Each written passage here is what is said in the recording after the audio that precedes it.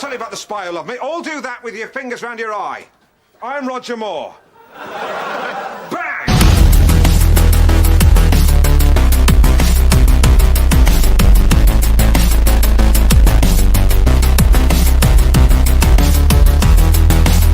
My name is Jeff.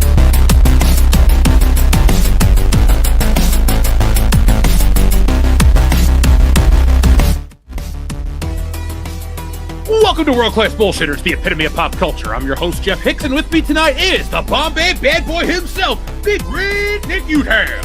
Yep. Glad to be here a wonderful Thursday night with all of you people. We got a lot to talk about. This should be a fun night. And folks, we are joined by American Ramrod coach, Kendo Slice. What can I say? I'm here because I'd rather hang out with my friends and talk about stuff instead of going and being, Girl mustache? Little coom-see coom-saw, as The Rock would say. We get you. Yeah. We get it, and we don't understand it. But folks, we are here to troll our friend and have a full podcast tonight for your enjoyment. Tonight is episode 468 of World Class Bullshitters. Though if we were actually keeping track of specific episodes, this would be episode 976, because we've been around for that damn long. But tonight, we have all sorts of fun topics to get into. And guess what? We won't be reviewing Wicked 2. Now, Oh, darn. I know a lot of people are going to be like, oh my God, what are you doing watching Wicked 2? I don't know how many times I could have made this one obvious. It's in the title card. I created our own special hashtag. I don't know. I mean, should I flash it on screen that we're not watching Wicked 2, but I want to troll Dion for going to watch Wicked 2 instead of being here live for the show? I feel like Dion thinks he's going to show up possibly and be like, yeah, so I just got back from Wicked 2 and let me tell you, it's like, dude, we don't care. We really nobody listening fucking cares. You're the only person in this entire audience that cares. Yeah, he's not gonna fucking show up, all right? Like he was gonna do it like last week. He's like, I'll show up, guys. Like, whatever, buddy. Like, once you go watch a movie, you're pretty much gone. We know that. That's fine. Well, Right. this week was his birthday, so we're gonna let that one slide. But if you would like, I can give you some extra ammunition to rip on Dion about with a quick antidote. Sure. You keep ripping. I'm gonna pull up tonight's special image, the one I shared with you guys earlier. All right, yeah, you do that. So I was reading an opinion piece today about the latest and greatest in the memery, the 6-7. And this person was trying to explain that maybe the origins come from ye old English and a term that I actually fucking love called at sixes and sevens, which is usually used in sporting terms. It means to kind of be disarray, discombobulated, falling apart, shit's not going your way and you're confused. Because it comes from an old dice term from like the 1300s England of a dice game where 6 and 7 was like the long shot bet. So if you were going for 6s and 7s or at 6s and 7s, you were really on a wing and a prayer. But it's funny because this article talks about how the first time it's brought up was in Chaucer. See, that image is beautiful. I think we should keep that in the background all the time. Should we make that a t-shirt? Yes. Should it just say wicked motherfucker on it? Yes. All right, we need 200 thumbs up on this video by Black Friday, African American Friday, if you will. And we will we'll make sure you clip this and put it everywhere so people will know that we need 200 likes before before Thanksgiving? I mean, I'll give it one if we right can't now. get 200 likes on something, we better just throw everything away into the garbage. There you go. Yeah, 200 likes, and we'll put it in our store. Yeah, shopwcbs.com, folks. Yeah. Powered by Teespring. You can check it out right now. You can go get a Buffalo Jeff shirt. But anyway, 6s and 7s, the dice long game, Kendo. Yeah. You think that's the reason why people are quoting 6-7, or is it just? I think this was this person's attempt at trying to justify it somehow, talking about how it is a colloquialism that dates all the way back to Chaucer, which if you try to read the old English, you're going to struggle because even I'm like, I have no idea what he's talking about. But then Shakespeare used it in the 1500s. But long story short, I tell you this because it's funny that somehow we're able to read stuff from the 1500s and know what it says, even though technically we shouldn't be able to. But based on the Dion principle, 6-7 in about 30 years from now, we'll have no idea what it means. So people will be going 6-7, and Dion, he won't be able to understand what it means. So folks, in the chat, anytime Dion, just when he comes in, if he does make it in tonight, just talk about Dion being at 6s and 7s. He'll have no idea what it means, and then we can let him know that that's because that's a joke from 30 years ago we told earlier on the show, and that's why you don't understand it. It's So Dion is at 6s and 7s. oh man, I love that thing you guys had your little argument about time travel, and he's like, yeah, things from 30 years ago, like English won't make sense. I'm like, buddy, you do realize how old you are, and like, right. Theoretically, he shouldn't understand things from when he was a child. Yeah, it's like, I don't know what to tell you. Like, you're really wrong on this. Yeah, it's like, dude, how are we able to read shit from like 1750 and understand what they were talking about? Like biographies and like stories and things like that, like really old shit that has been around forever. How do we know what it says if the language changes so much we can't fucking evolve 50 years? I mean, I will give him that the children, the youths of today might have no idea what the hell those words mean, but that's because they're dumb. And their entire culture is memery and TikTok. So I see it every day. Yeah, it's sad because they have the internet at their fingertips and they don't use it. Like, it's really just like you guys have everything in your pocket and you use it's amazing the amount of times that we will have something going and it's literally an internet. I'll give them like an online scavenger hunt where it's like, what is it called when two atoms bond together? And they're like, I don't know what this means. I don't get it. I'm like, look it up. Is that quantum entanglement? Is that what that is? Is it a covalent? No, that's what happens when Jada Pinkett Smith combines with her son. We're just talking about bonding and like chemical bonding and stuff, like very basic shit about I'm just trying like covalent bonds or whatever. Essentially just very basic stuff. But like the thought of using Google just like blows their mind. On top of the fact that nowadays it's to the point where if you give them something that they have to extrapolate, they'll type it in the Google search and then they will write down exactly what Gemini gives them. It's like, I'm like, literally not at all the way to do this, but sure, we'll go with that because are kids today too dumb to cheat in school? No, they used to do pretty good when they had Google Lens on their thing, but I figured that out real quick, and I just was like, oh, guess what? Your tests are now on paper again. And then like all my scores went from here to here, and I was referring to that as the Google Lens effect. I'm like, once I took it away, they didn't have the access to it anymore. So, well, Kendo, you're keeping the youth smart and keeping them honest, and well, you're trying to. Yeah, I do. I do love when I've heard this a couple of times where teachers have given these kids assignments to write, and they'll put like in clear text something, like include like Frankenstein and banana in the assignment, and the teacher will go through and search for these words and like know if the kid actually wrote it or just ran it through ChatGPT. Mm-hmm. Oh, dude, the other day I had one of the kids tell me they're like, this is hard. We have to do this on paper. She goes, we're not cheating. I mean, I used Grammarly on my English assignment the other day. I'm like.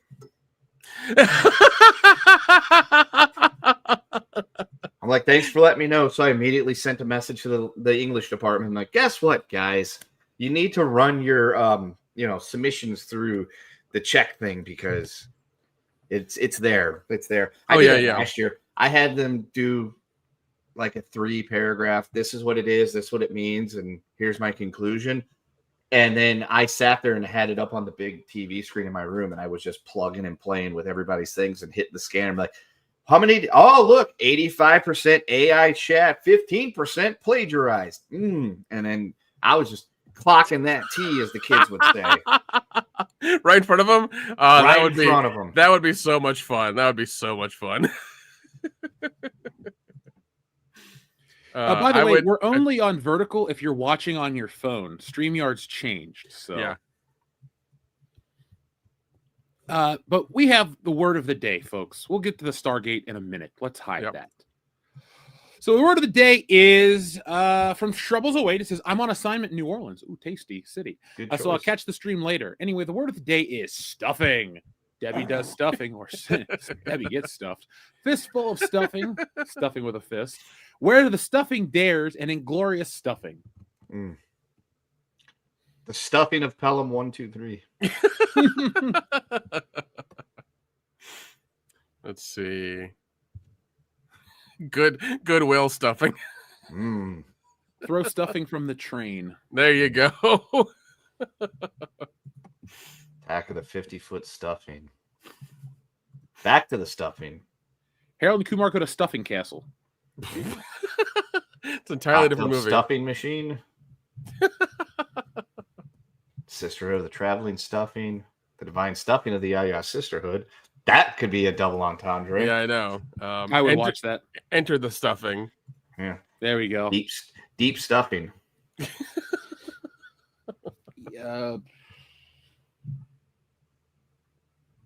On Golden Stuffing or Stuffing Pond.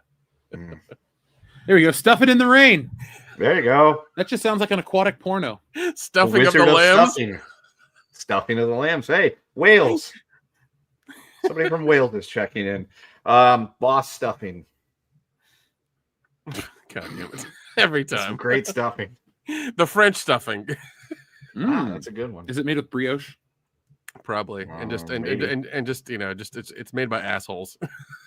The longest stuffing. That's a good one.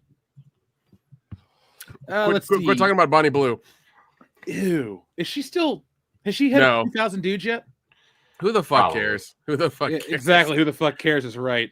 Yeah. At that rate, she needs to go be locked up in the CDC. Like she's She's like a zero. human petri dish. Yep. She's seen more semen than a submarine. Mhm. There you go. Stuffing over the River Kwai.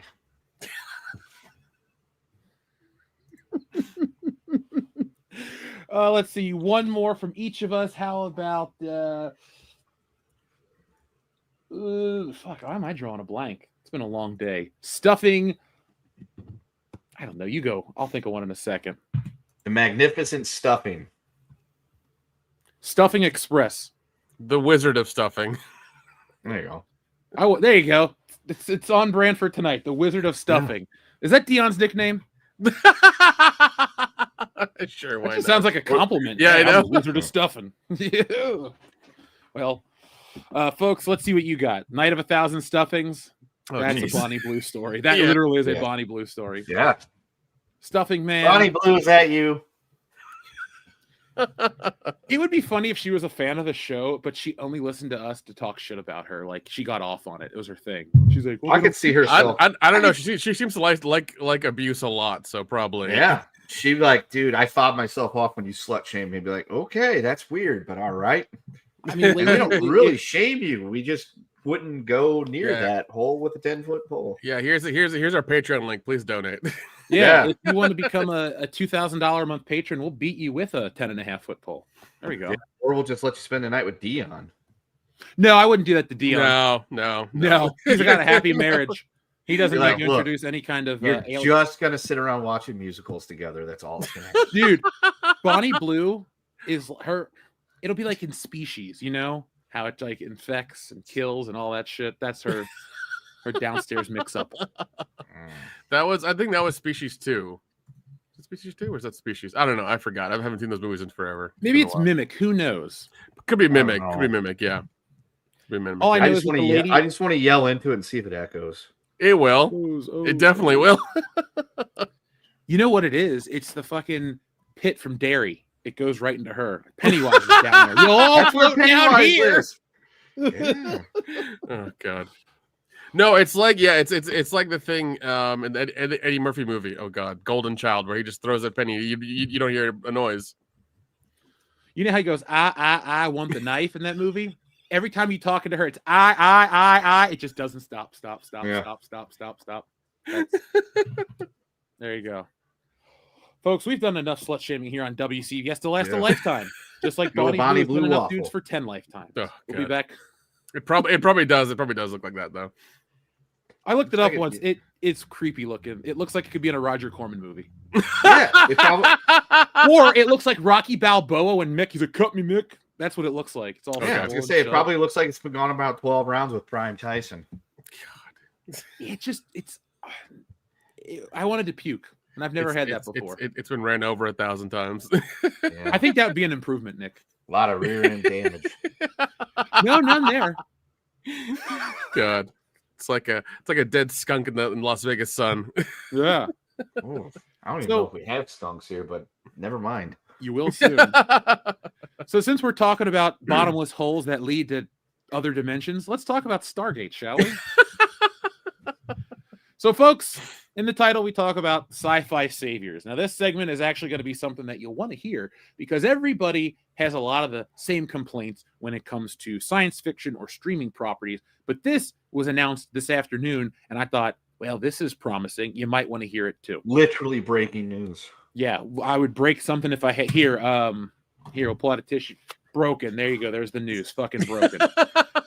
So, Amazon MGM Studios ordered a new Prime Video Stargate series, created and showrun by veteran Martin Garrow, who wrote for SG-1, Atlantis, and Stargate Universe. It teams him with original producers for a story that respects 17 seasons of lore while welcoming newcomers. No plot or casting yet, but the announcement has fans buzzing with excitement and cautious hope after years of conventions and rewatches.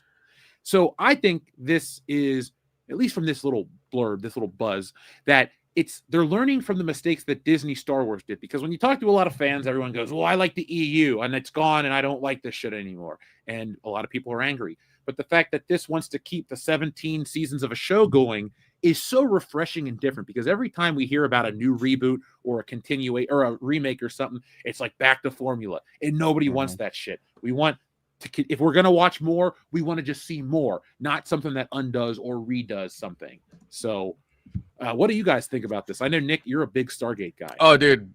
Huge fan. I've watched the movie. We actually did the commentary for it on our Patreon. Mm-hmm. I've watched the show several times through. I know it's like 10 seasons. I've watched Stargate Atlantis. I haven't only seen like the first season of Stargate Universe, which was like, it wasn't very good. They tried going high drama and doing the whole Battlestar thing during that sci-fi channel time. So they changed the format. It didn't look too good, and I was like not really there for it. It was more like interpersonal bitching than actually like going on missions. So I didn't really care for it. But SG-1, like, it still holds up. It's still a show I watch. I have it on several devices, so I can watch whenever I want to.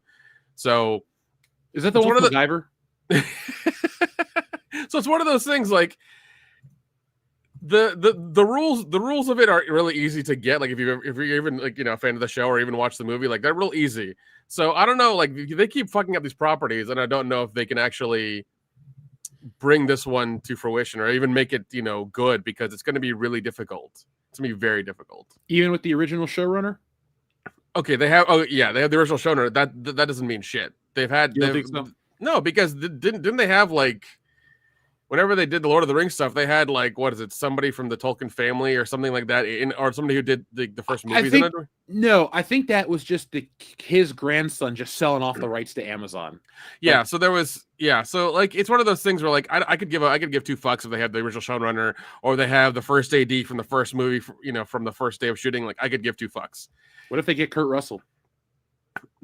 That ain't gonna fucking happen. Come on now. I know. That ain't gonna fucking happen. They're not even gonna get Richard Dean Anderson. Okay, that's not gonna happen at all. They may get Christopher Judd. They may get Michael Shanks. They may get Amanda Tapping, because they're not doing anything at all. That's about as far as I would go. I know that General Hammond is dead. Like, that guy died a long time ago, so they're not gonna get him. But it's one of those things, like, it's a really simple show to do. It's like Monster of the Week stuff. It's really easy. You have to have, like, if you want to do the season thing, you have to have your overarching, like, bad guy that comes into the first episode, like the Goa'uld or the Goa'uld or the RI or like anything like that, or even like the fucking, I forget the robots or whatever. I forget their names. Daleks.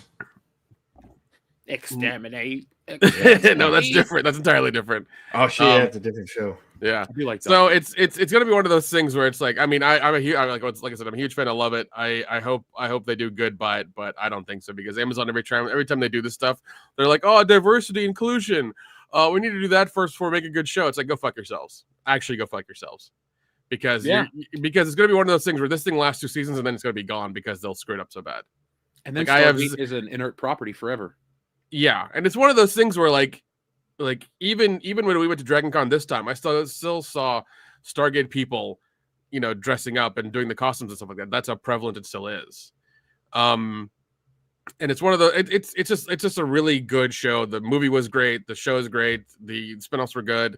Even the one they did Origins for, I think it was like 10 episodes. It was like a limited series they did like really cheap. It was a web series. Even that was pretty good. So it's gonna be, I don't know.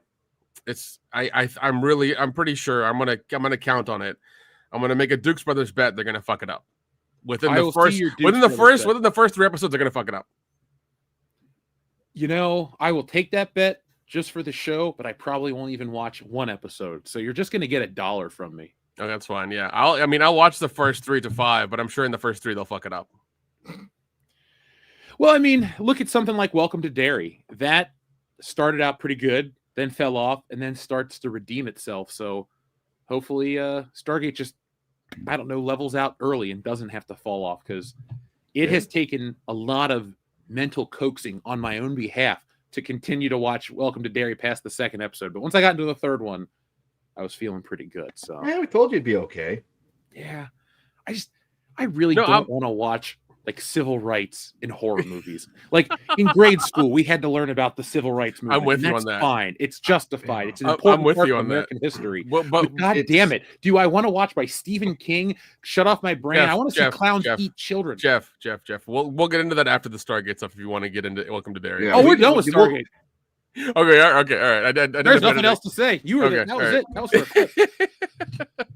That was called a transition, Nick. And I'm angry about civil rights. No, I'm with you. No, I'm just fucking around. No, I'm with you on that, because every time I think it's like, what is it? Not Halloran. It's it's the other guy. Hanlon. That's what it is. Every time he opens his door, like he has like there's this stupid thing they do where like these white neighbors will walk across the other side of the road and look inside, and he's just like, he gives them a dirty look and like they're doing something. I'm like, what the fuck are you doing? You haven't had a problem in this town at all. Nothing. And you're just trying to make shit happen. It seems like you're trying to make problems. I don't know why the show is going that route. I thought all the adults, including the minority characters, would be possessed by the evil of Pennywise, not just the white people. Like that's what the show really is. Just the white people are possessed. We talked about that. I think, what was it, after episode 2 with the whole they're using racism as Jackoff's gun. The only problem is they're not actually pulling it out, because the times where it's teased, they back away from it. So it's like now they're trying to put, because like in episode 4, she I guess she was a freedom person from down south, and that's why she's taking up the cause of trying to get this guy out of jail and his due process and everything, which is fine. I get all that, but can she just talk about it for a few seconds while she's talking to, Major Hanlon, as opposed to giving us an entire like 5-10 minute scene where she's meeting him in jail talking about it? I think that would be better, because as you said, we've all learned about civil rights. We're all on board with equality. We're not on board with having that crammed into our entertainment, or we would like to see an interdimensional alien dress up as a clown and terrorize children, because that's what we've signed up for. We didn't sign up for the history lesson, because if anything, we want the history of Derry. We want the history of Pennywise. We want the history of children getting eaten, and for some reason, people just don't seem to fucking remember or notice that fact. But, no, I'm with you. Yeah, that is the only glaring mark on this show. Is it's like we get it. It's it's that time, but it's also it was like 1960s America. Which, by the way, I have a bone to pick with this, because I was led to believe, especially over the last decade of revisionism, that white people in the North are not racist at all. It was just the people down in the Southlands that were the racist folks. That racism did exist in the North, that the Civil War was fought for the goodly reasons of white people wanting to welcome black men into their homes. And I'm shocked that this show is trying to portray that Maine in 1962 would have some kind of issues with black folks. And I'm just floored. I was told the North was nothing but a godly pasture for people of all colors. It was those evil people down in like Texas and Alabama and stuff like that, Tennessee, that were racist. Georgia, not the northern people in Georgia. They were the racists, not people in Maine and Pennsylvania, New York. Dude, I've met more racist people in Portland and California than I have in the South. Those Oregonians were weird, Nick. Yeah, no shit, dude. No shit. I have been all over this great country, and I can tell you that checks out. I've been in the South and seen black folk and white folk hanging out all the time. And then you go up north and you see a black guy there, and there's like, what's he doing here? It's like, you fought for the Union. Yeah. Well, I will say, though, when I went on spring break in college, we were going to Virginia, and we drove through the middle of nowhere. And my friend's like, you guys might want to stay in the car. This is one of those towns. And that was 2010. So I'm just saying, like, we have run into that in the South, but it's everywhere. The world is falling apart, guys. It's you go outside of your front door, and racism will slap you in the face like a newspaper because the paper hates you so much. Oh God, yeah, dude. It's jeez. By the way, shout out to Jim Sterling. Bridget Jones' Stuffing. I would watch that movie. Yeah, I'm pretty sure that's what that movie was supposed to be about, anyway. Yeah. Or trying to get stuffed. Bridget Jones stuffing part 18. Why? Let's talk about the double standard about these stuffing movies, though. Why is it okay to watch a movie about some basic white girl who wants to get stuffed, but if you watch American Pie, you're a sexist? Because it's teenage dudes. That's why, when women they need to keep it in their pants, Jeff. All right. Mm-hmm. It's empowering when they do it, Jeff. It's not empowering when we take notice of it. Sure, we'll go with that. Yeah. That's exactly what it is. Yeah, if you're a horny teenage dude, keep it in your fucking pants. If you're a horny teenage girl, the world's your oyster. Yeah. So show your oyster to the world. Jeff, have you gotten into episode 4 yet? No, I'm still on 3. Okay, what? Dude, episode. Okay, here's the thing. Here's what I'll say. Kendo, tell me if I'm right or wrong. But like 3 is good. 4 is better. You're wrong. He did it. You asked him. I did. He literally could have said 100 is more than 50. I'd be like, he's wrong. But no, 3 pulled me back in. 4 kept me there. I was worried that I was going to get completely, hucklebucked by the fact that 3 was so good. It dragged me back in. I'm like, all right, cool. I got the rope break. I ain't going to get tapped out. And then I was worried that 4 was going to drop that ball right back down because of the nonsense. But 4 picked up the baton and it kept running.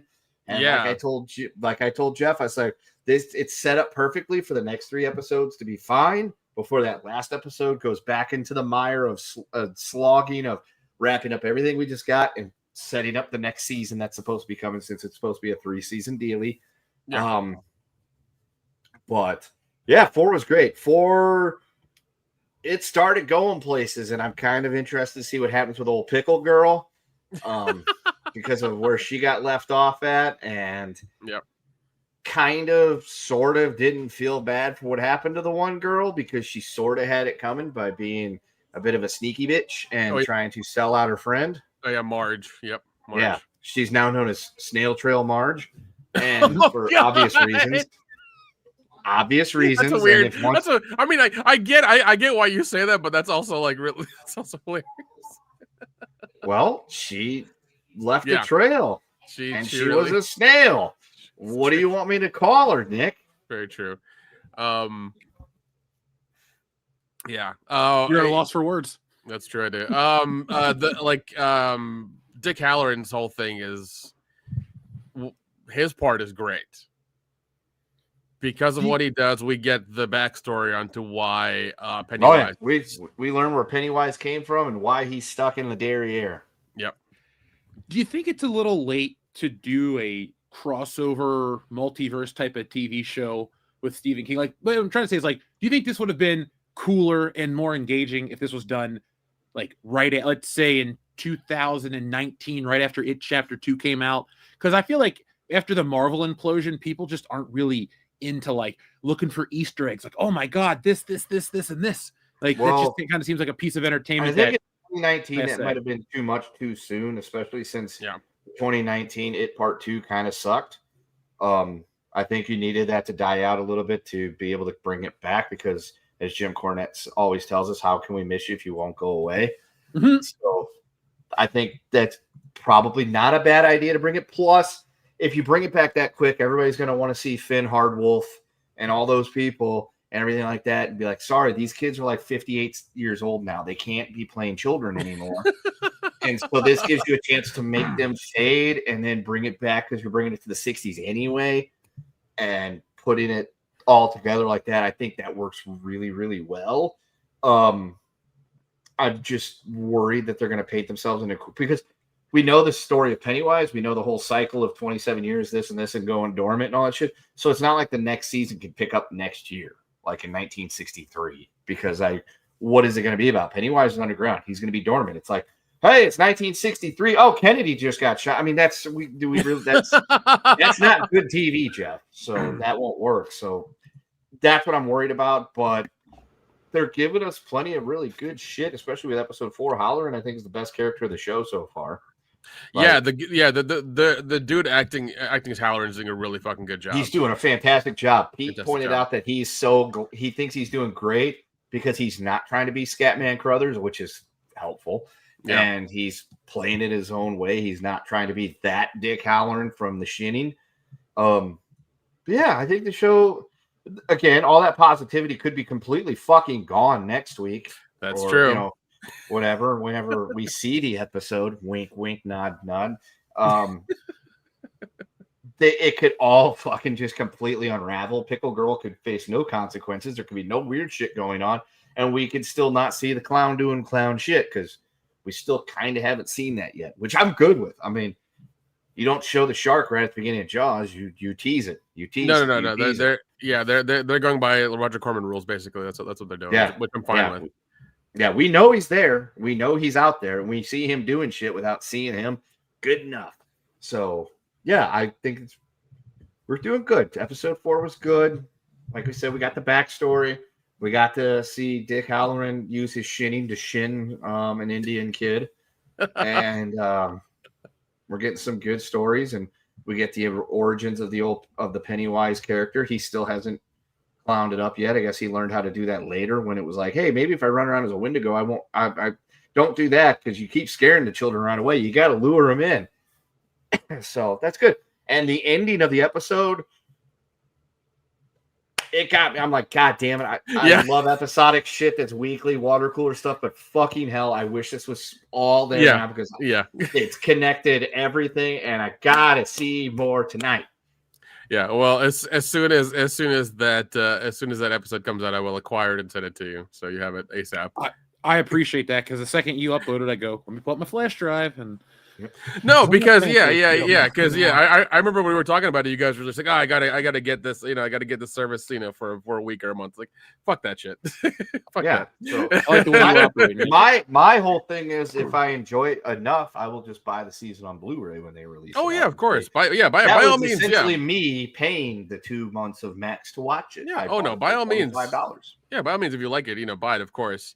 But there's that's no where need. I'm at right now with it. I'm like, I could buy it so that way I could watch it and then watch it part 1 and then forget part 2 even exists. Yeah, but it's one of those things like, this is not the same thing as like Evil Dead where we knew it was going to be good because of Bruce Campbell. Like we knew it was going to be awesome because Bruce Campbell, Sam Raimi, everybody came back. Yeah, we knew this was going to be good. That's why that's why these guys haven't got HBO Max for a month to see if it's good or not because we didn't know. Yeah. I will say when they said it was going to be Bill Skarsgård coming back to play Pennywise, I'm like, you have my attention. Yeah. And you very well could have my at least $10 for 1 month. So I'm like, you got it. That's good. That's good. I will say it has made me want to go back and watch the first movie again. Not from 1991, but it's got me wanting to watch 2017's it. 1991, there's not much that takes me to want to watch that. I'm just like, I feel like watching Tim Curry clown on some children, literally and figuratively. What? He's the best Pennywise, man. That needs to be a button. All right, remind me, because next week, we're off for Thanksgiving, but when we come back, I will have Yes, we are off for Thanksgiving. That's why I'm drinking tonight. Oh, spinning that fucking thing, smiling and looking around. Maybe I'll go get a drink in a minute too and join you, Nick. But I wanted to use this as a transition because somebody in the chat said thoughts on Stranger Spielberg's movie season 5. Since we're talking about shows that'll have launched by the time we come back from our Thanksgiving break. Mm-hmm. Is the hype real for you? I'll watch it, but yeah, I mean, like when I'm going home Monday for Thanksgiving, and I'm gonna spend most of the week watching like the entire 4 seasons of that show so I can catch up. But that's what I'm gonna do. Once again, if you guys, if our audience wants reviews of it or whatever, Facebook, Twitter, Instagram, tell us so we can get it. But I doubt you guys really care anymore because I feel like nobody does. No, and the thing is, I have been around the Utes during most of the Stranger Things life cycle, and the hype was real after the first 2 seasons. Season 3, the kids were still running around wearing Stranger Things shit and this and that and the other thing. I haven't really noticed a whole lot of Stranger Things in and out of the schoolhouse. Like, I don't used to see the shirts all the time, used to see backpacks, things like that. You don't see any of that. Like, maybe 1 out of every 200 that comes through my doorway will be wearing a Stranger Things shirt during the week. But that's about where we're at, because I could even walk into school tomorrow and be like, so who's excited for Thanksgiving break to watch Stranger Things season 5? And I might get like 2 people, like they're back on the Clash Royale train at this point. Like, that's okay where we're at. They're into that and whatever's on the TikTok. That's what I where figured. we're at. I don't know if there's a whole lot of because like that was like their core audience was the children, like the teenagers and things like that. That's who was coming out for Stranger Things, and I ain't even seeing that anymore. Yeah, well, and I mean, like the Netflix waited too fucking long to do this season. They waited too damn long. And that's on them, because even during the strike, they could have like crossed picket line or paid them out or whatever and been like, yeah, just keep making it. It's fine. We got you. Which is funny because the show we just got done talking about, Welcome to Derry, that got hampered by the strike because they started making that show. The strike happened, then it went, dormant, but then they were able to bring it back, and they did it in a timely fashion. They didn't wait till Finn Wolfhard cashed his first fucking Social Security check. He's got fired. Yeah, he aged out. They need Mike to be 18, and he's 49 at this point. So he's a Ghostbuster now. So he's he doesn't need to work oh, Jesus, true. Yeah, he's got those Ghostbusters money. And honestly, the fucked up part is like that is the only kid whose name I remember from that show. And I had seasons 1, 2, and 3 on the Ray Blues, and was like, yeah, I'm totally in this show, until I realized I'd been honey dicked by season 3 watching the Blu-ray going, they built a fucking bunker under the wall. And no one notices. I'm sorry. I can only suspend disbelief. I can pretend that there is actually an alien pretending to be a fucking clown in Maine somewhere eating children. I can live with that fact. But the thought of 1985 Indiana, the Soviets spending years building this giant underground bunker and nobody noticing, especially the government, who is operating intelligence stuff in that very town. That's when they lost me. I'm like, I don't care about running up that fucking hill. I don't give a shit about the fucking fireside club or whatever the hell it's called, and whatever that kid's got going on. I don't care anymore. Yeah, no, I'm with you. Like even now, like the only reason I'm watching it is to like finish off the story. That's really all I care about. Like I want to see how it ends. And I'm just going to wait until you guys either A, tell me, or B, because I have the Netflix, as soon as it comes out, just watching the final episode. Yeah, you're better off waiting till like I think the final episode comes out like New Year's Eve or some shit, or New Year's Day. Oh, New Year's Evil. I like it. So then because I know that we get like one half now, one half at Christmas, and then the last episode happens like at New Year's. Well, I can already tell you that I will definitely be able to do that. I will watch my college footballs, and then when this house turns into fucking Saigon, Slick, I will excuse myself to the other room to pull up Netflix to watch the final episode of Stranger Things. Yeah. It's like junior high, dickhead. Yeah. Those kids used to be in junior high once 3 seasons ago. They were in junior high like 10 years ago. That's true. That first season was almost 10 years ago. Holy shit, was it?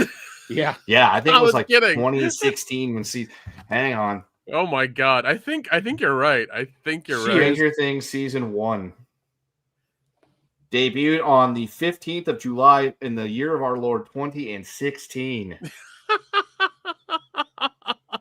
5 seasons across 10 years. Oh god, Netflix, come on. And Yeah. think of all the money spent on the new season. Dude, I could equate it for you because I had friends who were working on movies who constantly were getting like calls to like help them out, to be extras, to do things for cars, for costumes, for everything. They were getting calls and there were like constant updates on all these film groups people were sharing things on film groups being, hey, Stranger Things production needs these things. Like they kept needing like all kinds of shit. It was insane. And it's weird because like I want to say they ended 2024 Christmas. Yeah, 2024 Christmas is when they ended filming. It was like the 22nd of December of 2024, like right before Christmas. Like Millie Bobby Brown like does a whole speech, like, you know, when she does the last scene when it's like the last shot. It's hilarious. I'm like, so we're gonna wait a year for this to get edited down and put together. Yeah. We've been waiting an entire year just because Waffle Girl had to talk.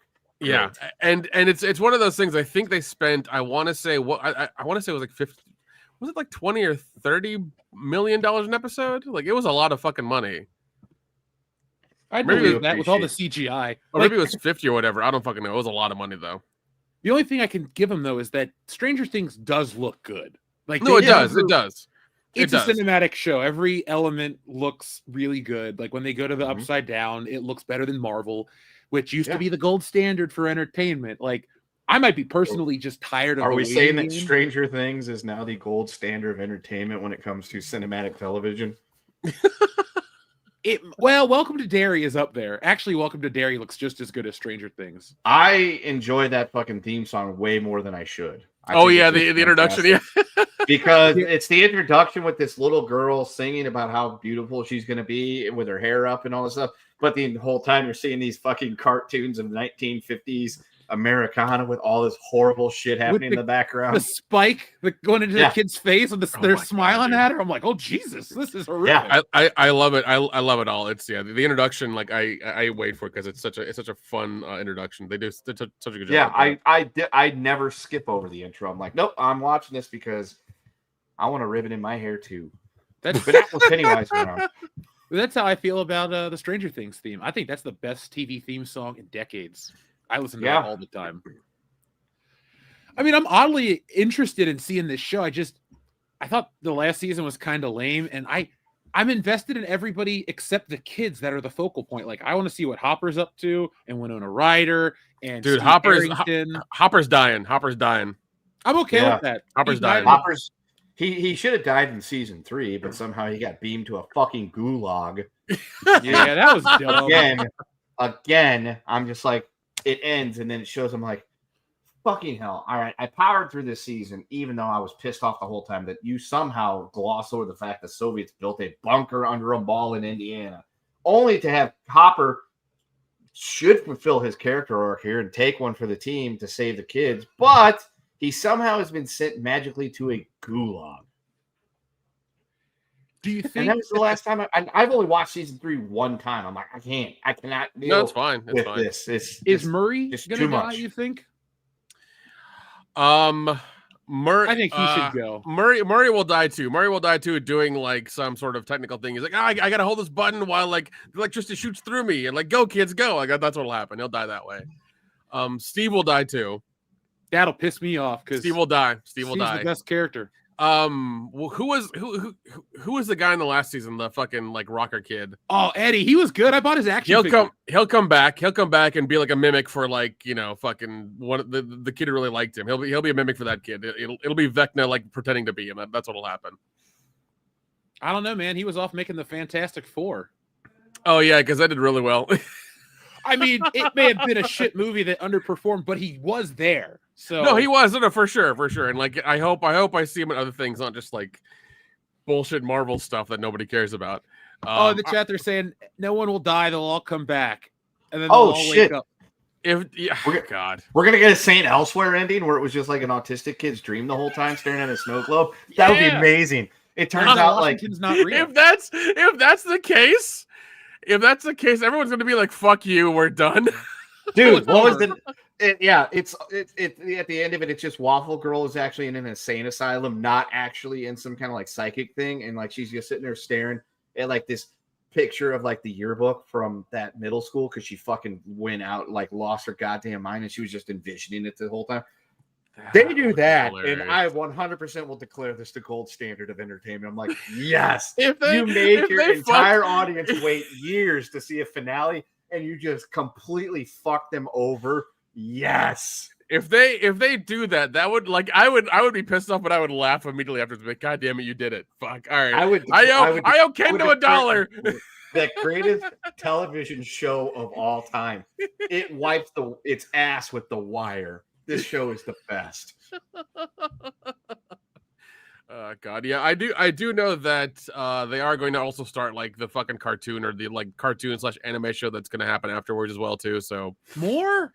Yeah, we're gonna get more of that. But the Duffer brothers have left Netflix and they're going to Paramount because Netflix apparently isn't paying them enough. So they're like, "Fuck you, Paramount's gonna pay us some money." But we'll see how that goes too because Paramount and Warner Brothers are like all up in the air now and shit. So it's Benioff and Weiss 2.0. It's you guys are on a hot show. You're not shit without that show. Like the Duffer brothers aren't going to be like, "What are we going to do this time?" Because your show's popular for 3 reasons. They're going to get a Star Wars trilogy.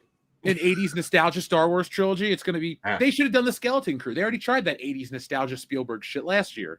It didn't work. Yeah, but I feel like the 80s nostalgia shit is like it sailed like 2 years ago, 2-3 years ago. Agreed. Like it's like, yeah. Or I would say even like during the pandemic it died, kind of thing. Like it really died during the pandemic. Yeah, because I would even take it a step further, Nick. I think 80s nostalgia had died a while before Stranger Things came out, but Stranger Things reinvigorated it and brought it back one last time because the 80s kind of never stopped. Because in the 90s, you're still having that 80s hangover. And then after the 90s ends, as soon as we get to the year 2000, everything's like, the 80s are cool again. And all this shit gets re-released. There's the show I Love the 80s. All these classic movies get re-released. Thundercats and He-Man's back out. Transformers and G.I. Joe. It just never stopped. Yeah. And then it did. And then Stranger Things brought it back. I think that's the last time because I don't think, what's sad? I don't even think it'll be referred to as 80s nostalgia anymore. It'll just be referred to as like Stranger Things shit. Like the next generation will just be like, oh, like Stranger Things stuff. Like you mean the 1980s? Yeah. And you're just going to like roll your eyes because they don't have a frame of reference. The fact that I can say that I lived through most of the 80s and all the 90s does get me a lot of street cred with the Utes. I had tell us. Cool. They're like tell us about the rabbits, George. Well, what really kicked it off is that they were joking about the year 26-7 and something to that. I'm like, that's like 42 years from now. You all, God willing, should somehow see 26-7. I will be like 84, so I may be there. I might not know that it's the year 2067, but I may be there.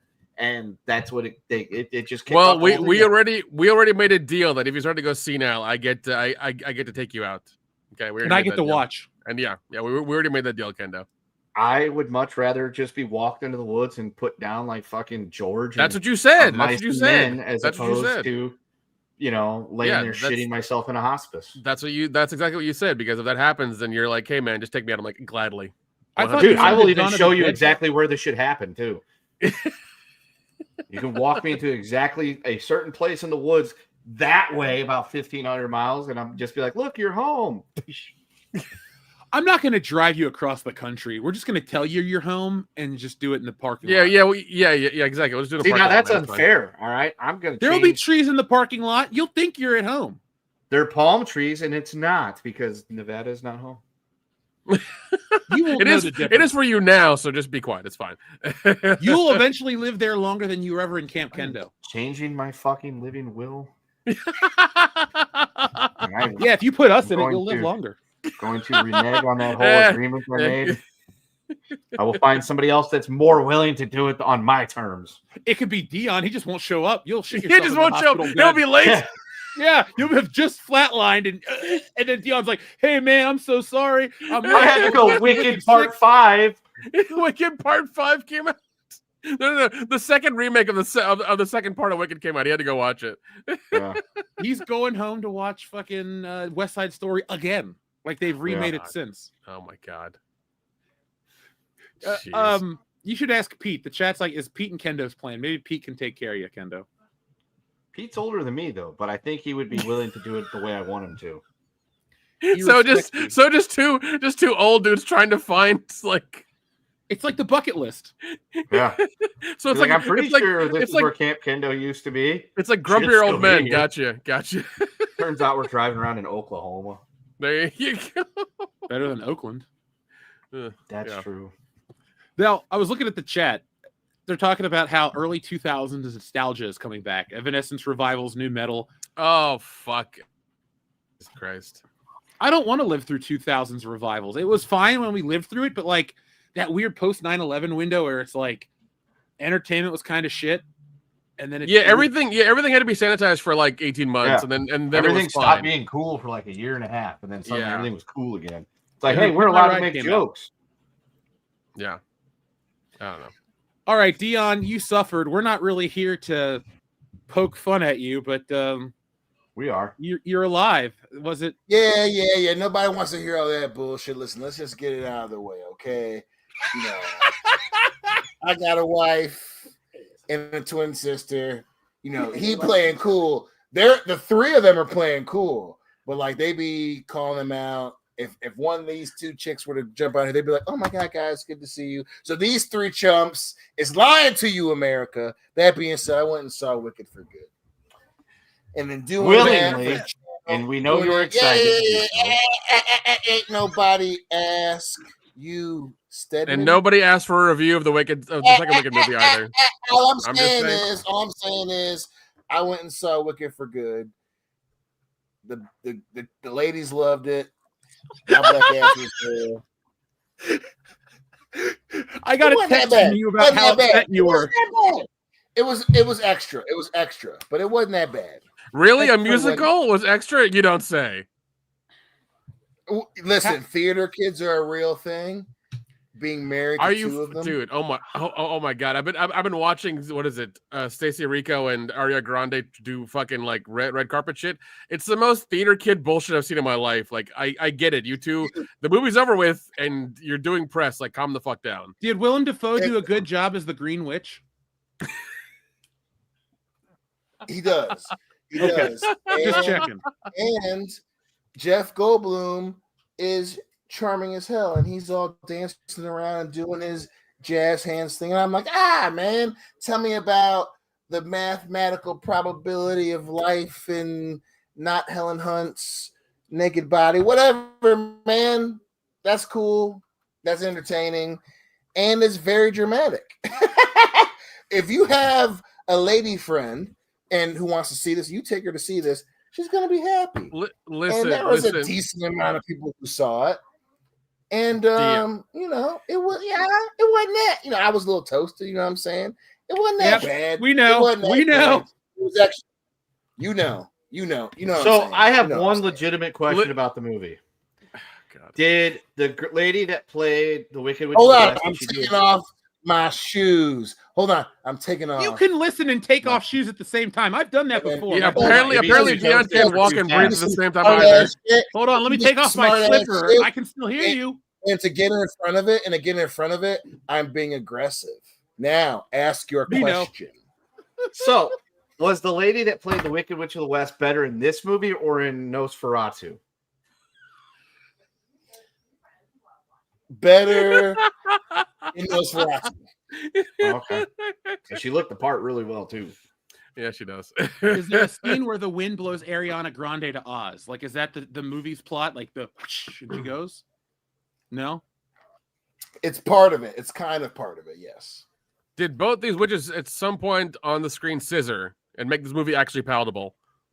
Sadly, no. But they hug a lot, which you can do. That's not the same thing, motherfucker. That's like Disney Channel shit. Oh, they hugged it out. Yeah, and also Jeff Goldblum is always Hey, baby, can you grab me a beer? Thank you, baby. What was you saying? All I'm saying is Jeff Goldblum could read stereo instructions, and he's charming. Like, he's always charming. I don't know why you have to like reiterate that. Yes. Yeah. Like, Does Ariana Belgrande ever get him out in this movie? what? They're gone, dude. Ozempic took them away, dude. Uh, They withered like when you threw water on the Wicked Witch of the West. Well, she didn't melt. They just... That's a shame. Listen. There's a solid B cup between both of them. Okay. I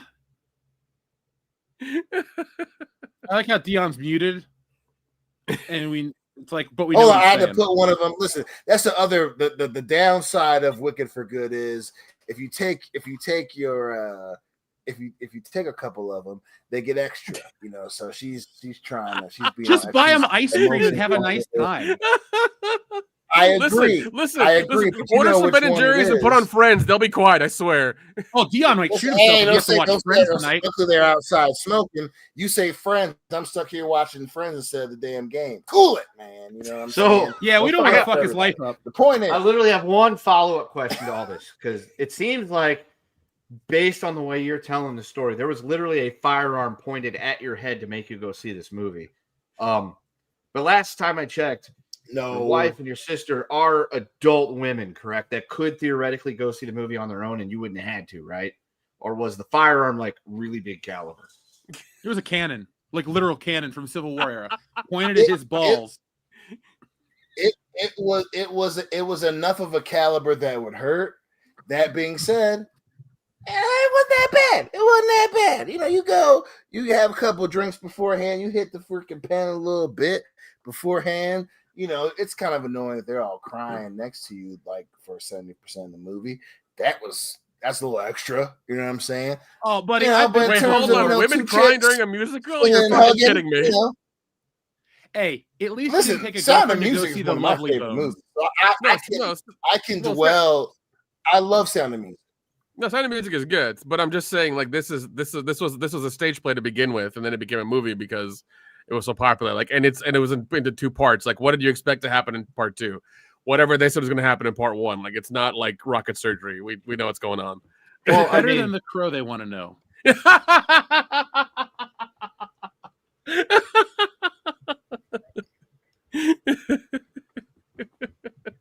I mean, wouldn't it say might that. be. I wouldn't say that. But it is definitely it itches the tear mark. That's for damn sure. They want to cry, they will cry.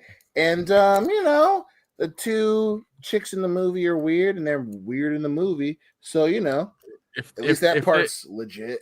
If they wanted to cry, they could have watched My Girl. Like, what the fuck? It's true. That's a good They movie. could have watched, you know, Macaulay Culkin get stung by them without bees. his glasses? Dean H 164 rocket surgery. It's like rockets. What is it? Rocket science and brain surgery. Rocket surgery. Yeah, you know, sometimes the rocket gets like, you know, a torn ACL and you got to fix it. Yeah, sometimes you got to fix a rocket. Rocket surgery. Okay, you know, happens. Yeah. Is that what happened Like- to Rocket Raccoon? You just put Yeah. him out the pasture? Pretty much. Folks, if you're watching at home, we're dropping the link in the chat right now because our friend Breadman Productions, just picked up a copy of Stealing Solo 2, The Power of the Farce. You guys can get it for a limited time only. We're not even into our full second week of the campaign, and we're 122% of our way to our goal. So there's all kinds of extra bonus perks and wonderful things coming your way, and people are getting excited. And guess what? I got more appearances coming up soon. So after the holiday, you'll catch me on the side scrollers and a whole lot more. But make sure you guys check that out. Support the channel that way. Get a nice book for yourself. And when you come to the cons, you can bring it to get signed by all the WCPS crew. I don't think there's any books with everybody's signature in it. Yeah, apparently, Jeff got his way into Rogan. He's going to be on Rogan next week. Yeah. Seth Rogen. Seth Rogen, God, I would punch that guy immediately and be like, "I fucking hate you. Let's go on." Yeah, I would be very upset if I found out Zach or Jeff was going to go hang out with fucking Seth Rogen. Like, really, of all the Rogans in the world, that's the one you ended up picking? Okay. But oh, dude, if I could go on the Joe Rogan podcast, I would go in a heartbeat. Fuck, that's the #1 show in the world. It's like you go on there, you talk about it. It's like, hey, Stealing Solo made $1 billion. Well, sweet, thanks, Joe Rogan. He's like, I want to cut, bro. It's like, all right, here's 10%. Use it for what it's worth, 100%. Yeah, Yeah, I know one doofus that I'm related to that is back Stealing Solo Part 2. Oh, tell him thank you. You got that copy of the book from Nick, right? I did, and he's very happy. I sent him a picture of it immediately and was like, "Hey, look, you got a copy," and he was very happy. And he said to say thank you to Jeff. Yeah, I yeah. said, I sent sure, you. I will, and then I didn't. Sent you your giant care package. I did. Yes, I was very, very thankful for that. The kid likes his Danger Zone shirts that he can't fit yet, but they were bought with him getting bigger in mind. And that's the idea. Because that was a small. Like I got it from actually the Paramount Studios gift shop, and I was just like, he's gonna have these, and I was like, I'll buy the small size I can get because he'll eventually get into them. So it's fine. He will. It's fine. He same thing with his Bucky shirt. It's an extra small, because it still fits him like kind of like a big shirt, and I'm like, he'll have it for a while. Yeah, but no, I was hell bent on like getting him some Top Gun stuff from Paramount Studios. Like that was my goal, and I'm like, I'm glad I did it. Be like, your father loves that movie. He doesn't even have anything like that. Yeah, I also sent you the Steelbook Tombstone in 4K. Yeah, it is right here. Yep. Yeah, I was very happy to see that. I'm like, sweet. Now I own this movie on every format that it's came out in, unless it came out on Laserdisc, in which case I don't have the Tombstone Laserdisc. But I've got the videotape, I've got the Blu-ray, I've got the 4K, and now I've got the Steely book. I have that Steelbook too. It's wonderful. All right, so guys, we've trolled Dion enough, I think. Dion, are you ready to proceed with a normal show? I was born ready, motherfucker. All right, so is Mr. Cleo ready to be summoned, or do you need a few more minutes to like come down and decompress? Yeah, off that wicked high. Or get big. Listen, let's go. The champion is here. Let's go right now. Hit me, baby. What you got? Call me now. All right, let's call up our psychic extraordinaire, Mr. Cleo, because we have a special question from our pal. I think it was Overkill. TLJ Screwjob. YouTube has changed everybody's names. Mr. Cleo, which does Dion secretly like more? Wicked for Good or Terminator Dark Fate? With that question, you calling to one deal, Mr. Cleo. You called me now. With that question, you a Libra, aren't you, darling? Oh, bomba blah. Oh, which one does he like more? Dark Fate, Terminator, the one that let us all down. Tim Miller, he dropped the ball, bomba clap, but Wicked for Good. Wicked for Good. That one's pretty good. Either way, when we say what did Dion like, what do we go to? We go to the Kiads. Why? Because the Kiads don't lie. And the Kiads say where he go. Oh, it's Wicked for Good. He go down the Ivory Road. And the Ivory Road lead to the land of the second Kiad. Bogwan. And they land to the land of milk and honey. That's where he go. The Ivory Road for Wicked for Good. Land of milk and honey. Call me now, Bomba Cly. I've been a mercy. These have been the wise words of Mr. Cleo. And we're back. Yeah, I'm glad that Mr. Cleo is here, Psychic Extraordinaire. It's what makes our show different and better than the rest. We have our own Psychic Extraordinaire, and he knows that 2025 has been a crazy year. We've seen a lot of strange shit happen. But over the last week, guys, as soon as Kendo gets back, we'll jump into this topic because this is something I just wanted to ask your thoughts on. We talk about historic moments in history, and it sucks to live through them. We might have lived through one the other day, but we'll talk about that in just a moment. Let me check in with our chat here, our wonderful chat. Let's see. Dark Fate is not as bad as people think. Now, Birdie, no, it's worse. We watched it on the channel. If you'd like to hear our live thoughts, you can watch it along with us over on Patreon. Or no, wait, we did that here on the channel. That's in the archives. Yeah, we did. It's in the archives. Yeah, it's in the archives. Yeah, if you're a patron, you can watch the film. If you just want to listen to our commentary on it, that's here on the channel. Go to WCBS, make sure you're subscribed, and type in Terminator Dark Fate. And you can find that and a whole lot more in terms of terrible, terrible commentaries like Ghostbusters, Star Wars, Samurai Cop, but that's a good time had by all. So, Kendo, I was waiting until you get back, but over the week, we had a historic moment. We had the dreaded E-Files. They voted on it in the Congress. Holy shit. Yeah, it's passed. We're just waiting to get released. What did you guys think? And do you think anything's actually going to come of it? Or are you like me and think, well, we're here, but that's the end of it, and we'll never know more? Yes, all of that. Oh, okay, cool. All right, so here's the thing. I love how this has become like the political volleyball that it was.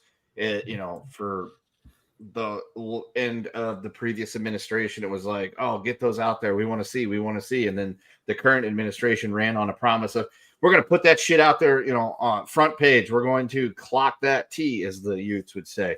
And then they had the big old press conference and they were carrying around the binders for photo ops about all that stuff. And then nothing happened. It went away. Apparently turned into a hoax. Who knows? Which then begs the question of, what's that lady in jail for then? Because she clearly wasn't doing anything illegal with anybody to anybody. If it doesn't exist, it's not da. And then they came around and said, hey, we're going to go ahead and vote for this thing. We're going to pass it. And current, administration says, we're going to sign it. We're going to put it all out there. My whole thing is this. If there was anything that was like super damning on it about anybody currently in charge right now, that shit would have came out over the previous administration, since they had all the authority to be able to do that. Do I think that we're going to get a lot of pages that look like somebody went crazy with the Sharpie over a bunch of words? Yes, I do. There's going to be essentially these files are going to be dominated so hard by Redacted that they'll make Vacant look like a crappy champion that they are in the world of wrestling, because Vacant is a very prominent champion in the world of wrestling. And we're going to be sitting here. Yeah, we're going to be sitting here at the end of the day going, well, we already knew that. We already kind of knew that. That's kind of new.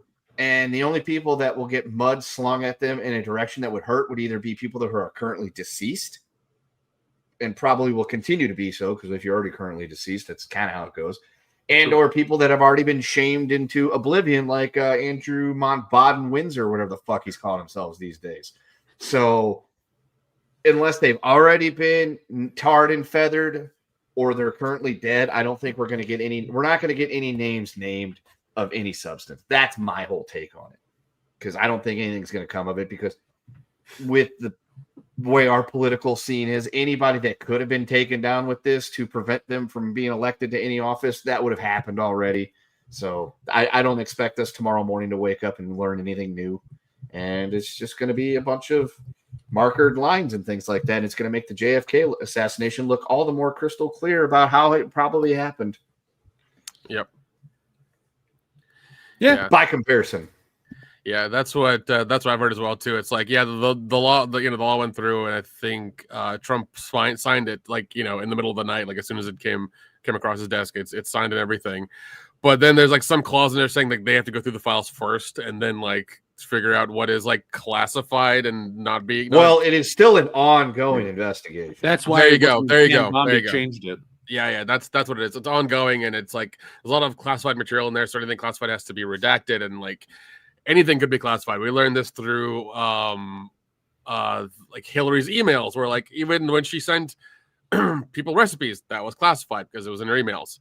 So like anything could be that way. They could deem any part of it to be classified, and then like we get nothing. Like Kendo said, like it'll just be like it'll be an entirely black page except for like 4 words on it. Like that'll be fine. What we'll see. So yeah, it's gonna be a shit show. Like we're not gonna get anything important out of it. And I'm totally with Kendo. Like people who are dead, we'll get their names. People who are in office or ready to retire, we might get them, but that'll be slim to none. So nothing will actually come of this.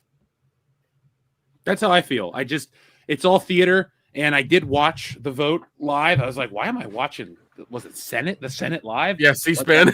C-SPAN, baby. I was on YouTube, man. I was sitting there eating lunch, and I was like, wow, this is a waste of my afternoon, but I have time. And dude, watched the whole damn thing. I even watched them vote. I was like waiting for the 15-minute counter. I'm like, I got to hear this. Yeah, well, this is what the government does as well too. I mean, even it happened during Vietnam with Agent Orange. Like they knowingly sprayed that toxic shit across everybody, and even soldiers got affected by it, and like Family member of mine died from it. Jesus Christ, that's terrible. Billy Ray Valentine killed one of your family members. That's awful. Yeah, he was a karate man. He was bleeding on the inside, but he was in Ding Dang and Bing Bong. I mean, he was all over the place over there. Van Damme and Jackie Chan were there too. Oh God, yeah, but yeah, I mean, even with that, like, the government's never admitted that they did something wrong. Even with the 9/11 first responder stuff, they've it's taken an arm and a leg for them to give them any money for their health problems too. There was a whole documentary and other stuff done about that. So them to admit anything's wrong is never gonna fucking happen. So right, yeah. The government hold themselves accountable. What country do you think this is? Canada. It's very true. They don't even hold themselves accountable either.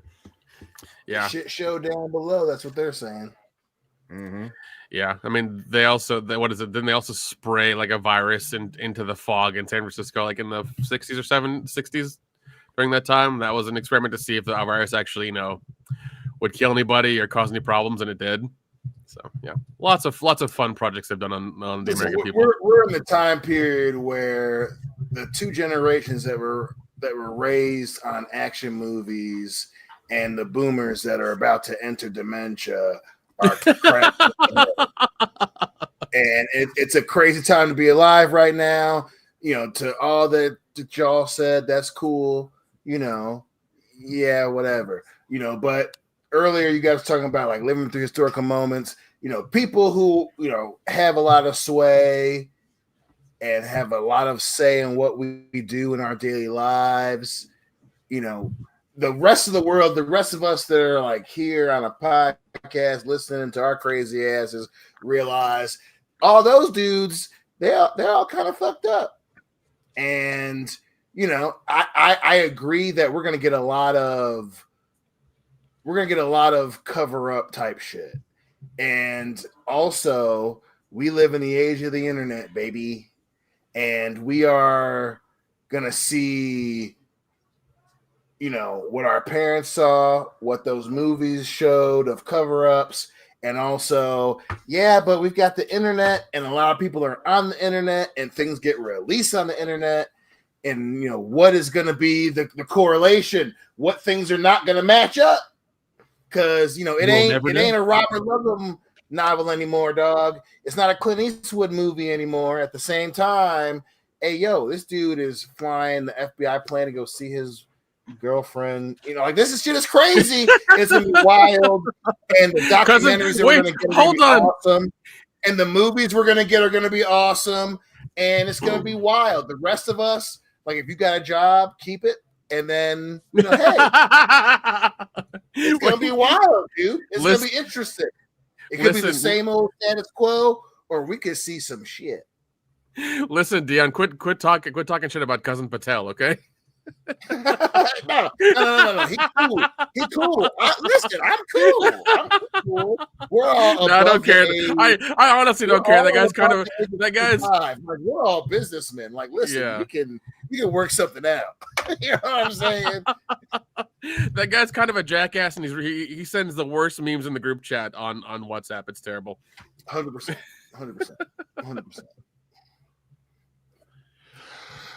Well, I just wanted to ask you guys that because that was something that was across the desk, and I was like, all right, well, I wonder what the guys are thinking of because I haven't really talked to you guys much this week. I've been busy with the book.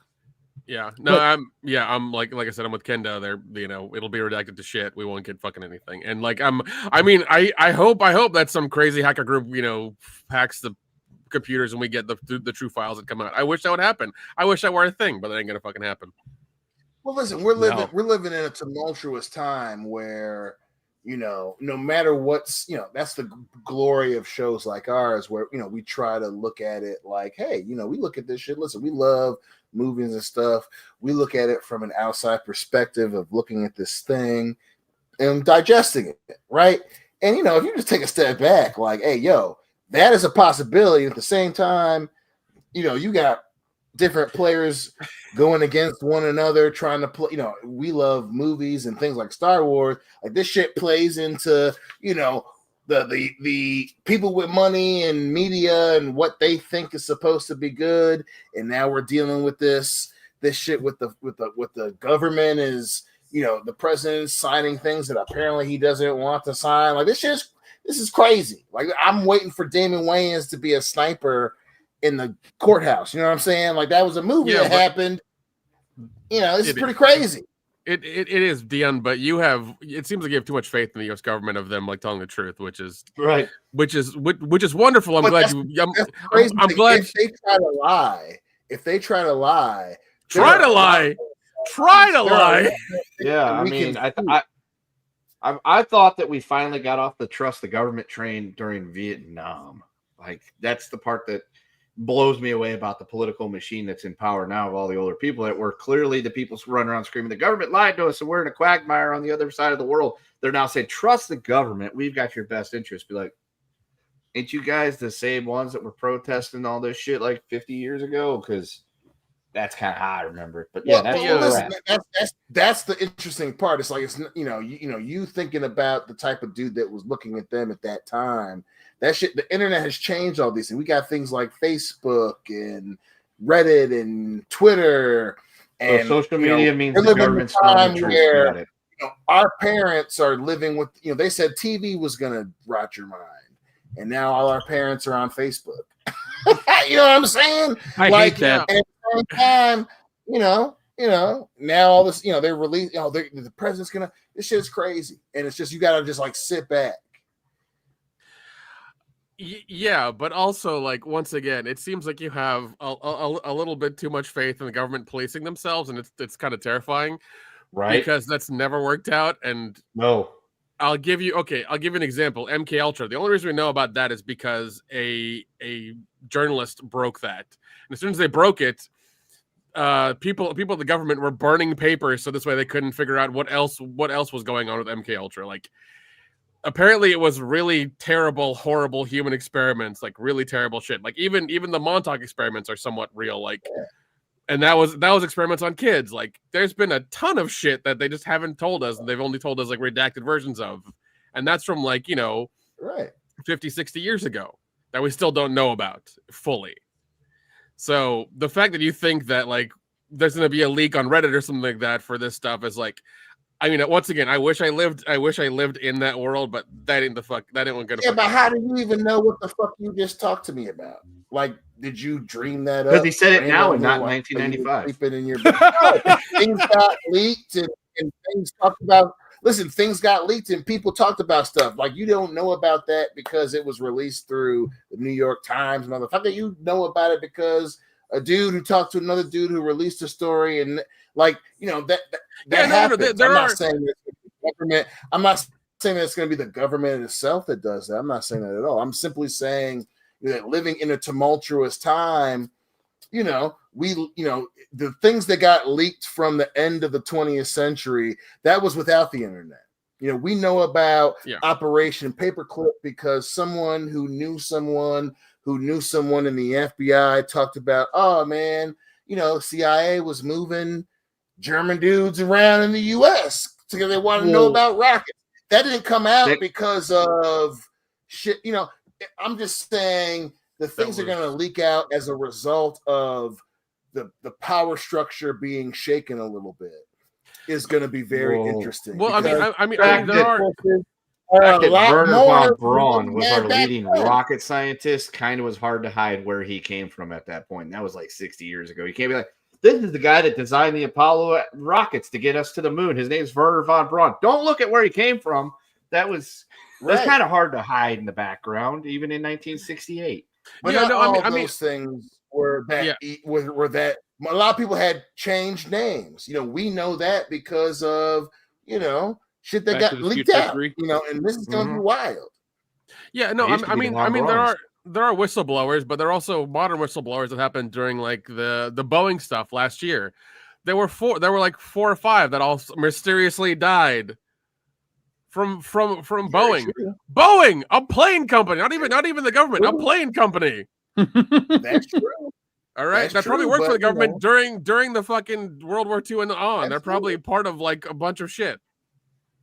I ain't saying there aren't going to be Julia Roberts starring movies based on that part of it. I'm just saying, hey, you know, you know about that wasn't because, you know, even then, you know, that was because of the internet. You know, people who drop off things and have drop boxes and shit and get leaked to a reporter. That shit happens. On top of the fact that we live in a world where, hey, you know, motherfuckers that have podcasts now are in the head of the FBI. Shit's crazy. You know what I'm saying? Things get leaked. I am not the head of the FBI. No, but 877 Cash now is. Now with that attitude, you say some more wild stuff. Next thing you could be the head of, you know, the Department of looking for motherfuckers. Department of Motor Vehicles. I'll take that job. It's an easy job. Jeff runs his Hire local soon. Department of Motor Vehicles. Perfect. But like the level also you're not taking into account the level at which they track us. I mean, there are what 80,000 flock cameras just in the US that'll track exactly where you're going and have a file on you to where you've been throughout the week and keep all that shit in storage for 30 days. Like there's just I can look on this thing and see what I did 20 or 15 years or so ago on my Google timeline. Yeah, I hate that feature so much. Yeah, I actually kind of like it. It helps me remember some of the shit that I've done. Yeah, and it's one of those things where like I would, once again, things off the internet, getting documents and secret things like that. Like as soon as you like click on a certain thing and you're in a certain area, you're gonna get blown the fuck up or taken the fuck out. It's just gonna goddamn happen. Oh, we're bringing back pagers. Yeah.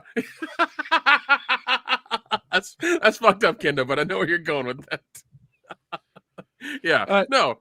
I mean, yeah, there's I mean, like, well, what is it? Even what is it? Like in the 70s, the CIA revealed they had a heart attack gun, which is wild, but it's a real thing.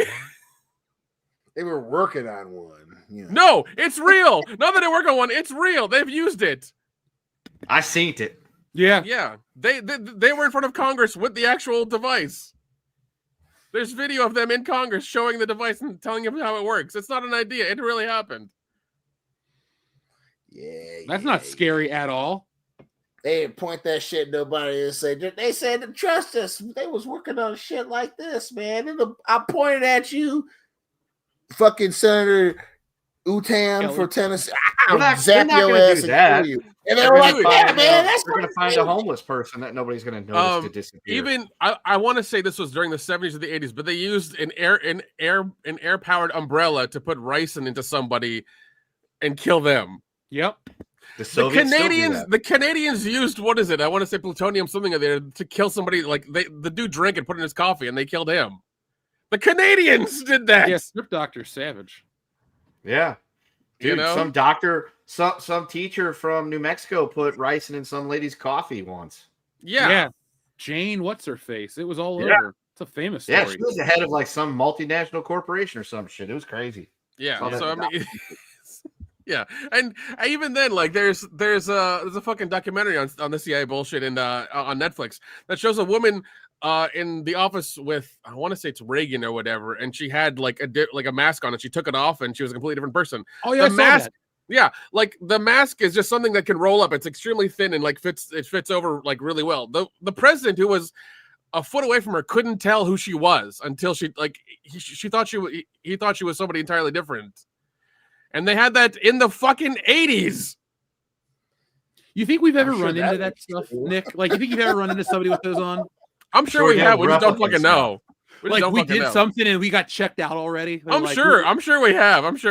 Like that weirdo. Up if there was like a leak and like you happened to index it and like we popped up because at one point in like 2019 they were afraid we were going to say something and there was like a file on us. That'd be fucked up. Yeah, not really, man. They probably use code specific words already. You know, shit, like Code Kansas.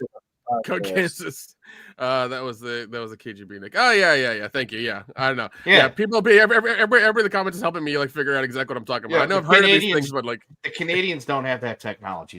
They use their umbrellas to shoot fucking maple syrup at moose. But they make a good poutine, which is all that matters. They do. Yeah. They do so, that. Yeah, and like they're all of these like declassified stories either through FOIA or just through time. Because when these things happen, there's like I don't know, You live they'll get in declassified time. after like 80 years or something. I Well- do think that this case, though, will stick around for quite some time, and we'll hear something soonish. Listen, when it's the year 2067, it'll all finally come out. Well, we should still be alive. So I'm literally, I used to Theoretically. be sad because I was like, man, I'll never get to live to see us like colonize Mars and live in outer space. But now I'm like, well, at least I got that to look forward to. So I I'm counting think, down the days. in all honesty, I think we'll see like the beginnings of that. I think we'll see the beginnings of that. Would you go like if let's say you didn't have a family, Nick, and let's say that they had perfected like cryo sleep and de-aging and shit, would you volunteer to go off to one of these planets? Yes. If He wants to go to Uranus. there was like a retirement call, if there was like a retirement car only like Florida, like on Mars, I'd go. I'd be like, fuck you guys, I'm gone. I would help you get there. I'd be like, Nick, I will pack your bag. If this means you're going to Mars. Yeah, there would be a permanent hologram of Musk on fucking Mars. Would he be able to still broadcast from Mars? Like, what would the time delay on that one be? Like, we tell figured a it joke- out. would be we tell a joke and then Nick finds out about it 10 minutes later or some shit. And it's like, light speed. I think isn't it like 20 minutes or something or well, radio waves and microwaves can. Well, I mean, all those waves go at like 300 million meters per second. So extrapolate it. yeah. Well, you're going around the Earth signal coming back. Yeah, I think it's like 40-minute like round trip. It takes 8 minutes and 19 seconds for it to get from the sun to Earth. So just go further out. Okay. This is above my pay grade of science. I'll do like a volcano or something. Yeah, guys, y'all work on that. Y'all work on that. Fucking nerds. Dion's busy trying to find somebody on Reddit. to leak the Listen. story. This coming from the guy who went to go watch Wicked 2, so calm the fuck down, all right? And then the ouch. barrage comes after they got hit a little too close to heart.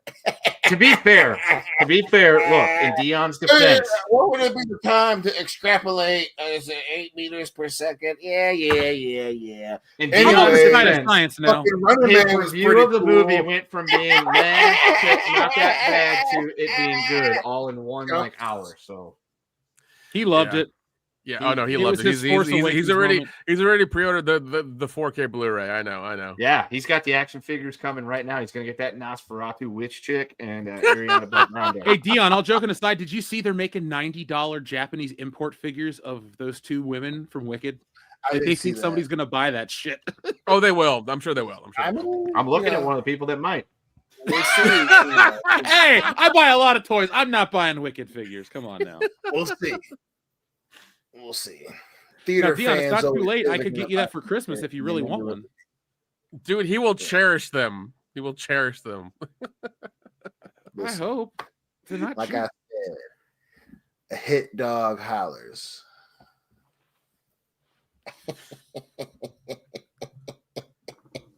I don't know what that means, and the laughter doesn't help. It's like you're laughing. No, it You're like the means- Joker's laugh box at the end of the movie. You know what it means? Both of y'all. All of a sudden, oh, he's gonna buy a figure. Welcome to Inebriated Cast here on World Class Bullshitters, where 3 out of 4 bullshitters have been drinking.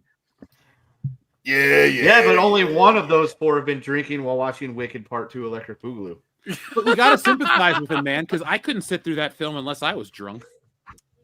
I couldn't sit. Well, through no. that film, period. There's a way. Just That's don't why go there's fucking watch always it. one healthy guy on set. Just You want to get yeah, out of here? there's- Talk to me. yeah. There's a way to get past it. Just don't go fucking watch it. It's that simple. Yeah.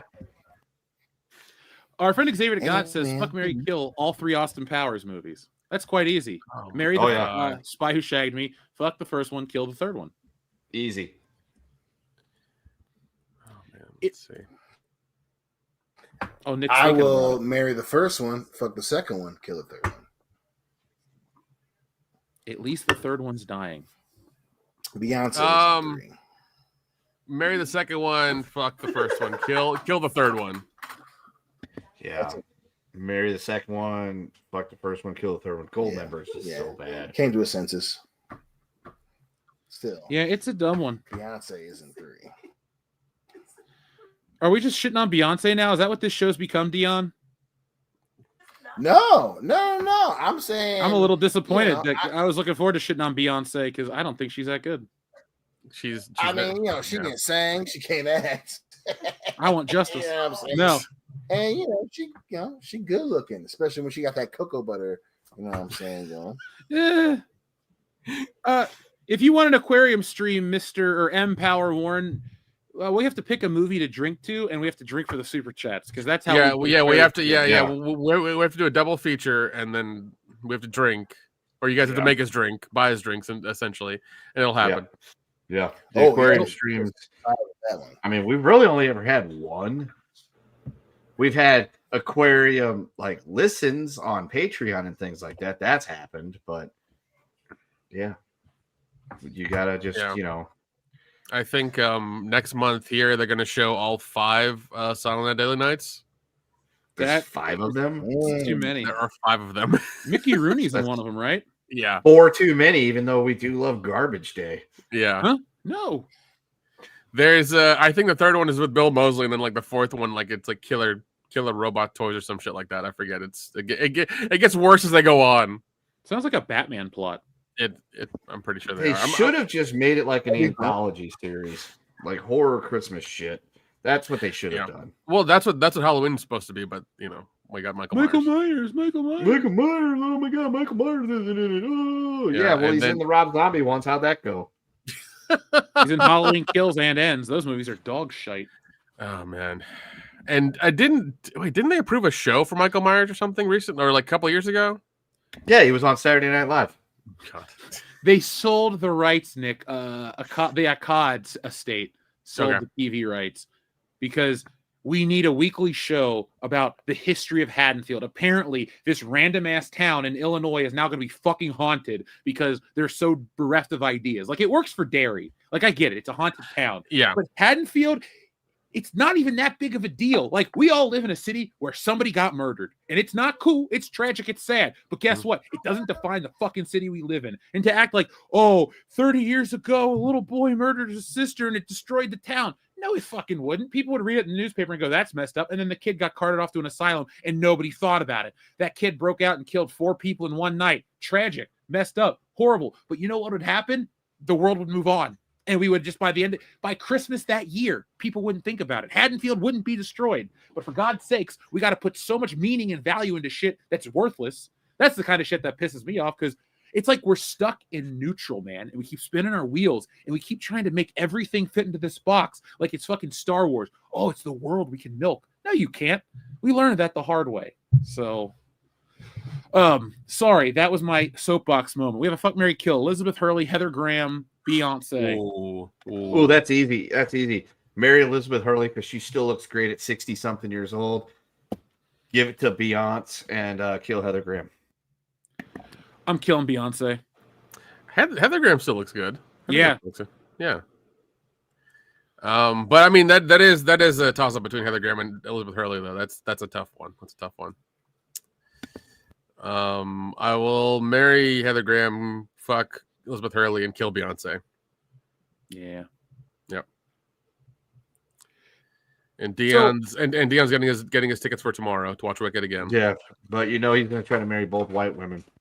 I can't blame him though, because that's what I want to do. Oh, give me. Ooh, marrying Beyonce. Duh. Ooh, damn. Wow, we fucked that one up. There's a fucking curveball I never saw coming. Killing Heather Graham. God damn, really? Jeez. Not willingly. I was asked a question. I'm asked a question. Dion, she's white, bro. Don't kill the white lady. But she ain't Beyonce. That's a good thing. That's a selling point. What are you doing, man? Yeah. That's Sweet Baby Ray's, Nick. Is that okay? It's like, what the hell's going on over there? It's in everybody's home in America. That's true. JR's barbecue sauce. Dion is drunk, and I love it. Well, maybe next week at this time. You have to be to deal with Wicked, So. Hey, don't get mad at me, I'm not mad at you. I'm not mad. No, not at all. I'm just it's just that I wouldn't have been forced to watch that movie. So, Are you trying to say couldn't been me? No, we're not Pretty at all. That is exactly what Nick is saying. I'm pretty sure. Yeah. Clone Geek, that's a burn and a half. Grizzly Nightmare 80 says, love those Jeff rants, passion. If you guys want me to rant about shit, cue me up. I got a lot of shit to say about a lot of shit, so believe me. You're always going to get a world-class take here on this channel. But thank you, Grizzly Nightmare. I don't know. Things are okay right now, but there's a lot of dumb crap out there. Yeah, like, Amazon also trying to make Bond work, and we'll see how that goes. You know what? I've come to terms with it. We got the original 20 films. I will watch those. I will act like Daniel Craig is a fever dream, and it's all he wrote. All he wrote. I agree, yeah. Because, when Amazon took the guns out of the poster, I was like, what the fuck are you doing? Like, what bullshit are you trying to pull right now? What's happening? So stupid. If I was Jeff Bezos, I would find a way to, like, weed out the people who have those views and just fire them from the entertainment portion of the business. It's like, we don't need you guys fucking up the stuff, all right? This is $1 billion investment. I don't care about what you have to say. If it makes you uncomfortable, go work at... Where should they go work? UPS. There we go. They should go work at Starbucks. I'm sure they're hiring this time of year. With next week being African American Friday, there's going to be a lot of coffee drank as people wait in line outside of Target for their television. Yeah, but that doesn't even happen anymore. All the sales they have now happen like 6 weeks beforehand, and they're all bullshit. It's like, 50% off, 20% off, free shipping. It's like, no, what happened to the 75% off, the 85% off to like the first like 200 people who come through the door, like swinging? Like, I want fights. I want violence. I want teeth knocked out. Like, I want to bring that shit back, man. Let's bring that shit back. I was going to go out on Black Friday and check out Ollie's and do a live stream and see if it was crazy for the audience. Should I go do that? Yeah, do it. See what's up. All right, folks. Join me on African American Friday for an impromptu stream. And if you have to defend yourself, then you defend yourself. It's fine. Dude, I've gone to Black Fridays where I'm rushing into a store and people just like, I'm like Moses, all right? I part the Red Sea. People are just like, what? They don't fuck with me at all. I remember there was a website dedicated to like people getting injured on Black Friday. I remember that was a thing. It was hilarious. But now with with the internet, everybody's staying at home and shit like that. Like there's no more Black Friday. There's no more Cyber Monday. Like it's all rolled into like end of October into November, and we just don't get it anymore. So I think what's going to happen eventually in this country is it's just going to be fucking Christmas from September 1st to January 1st every year, because they're just going to find a way to like psychologically get people to spend more. It's like, but it's the Christmas season. Yeah, it's summer still. It's weird because I heard somebody say that apparently this year's on track where people are going to spend collectively $1 trillion. I'm like, you are fucking retarded if you think that's what's happening. I don't think so. Not a chance. They're going to get less and just buy. They're going to spend more to get less, dude. It's like, yeah.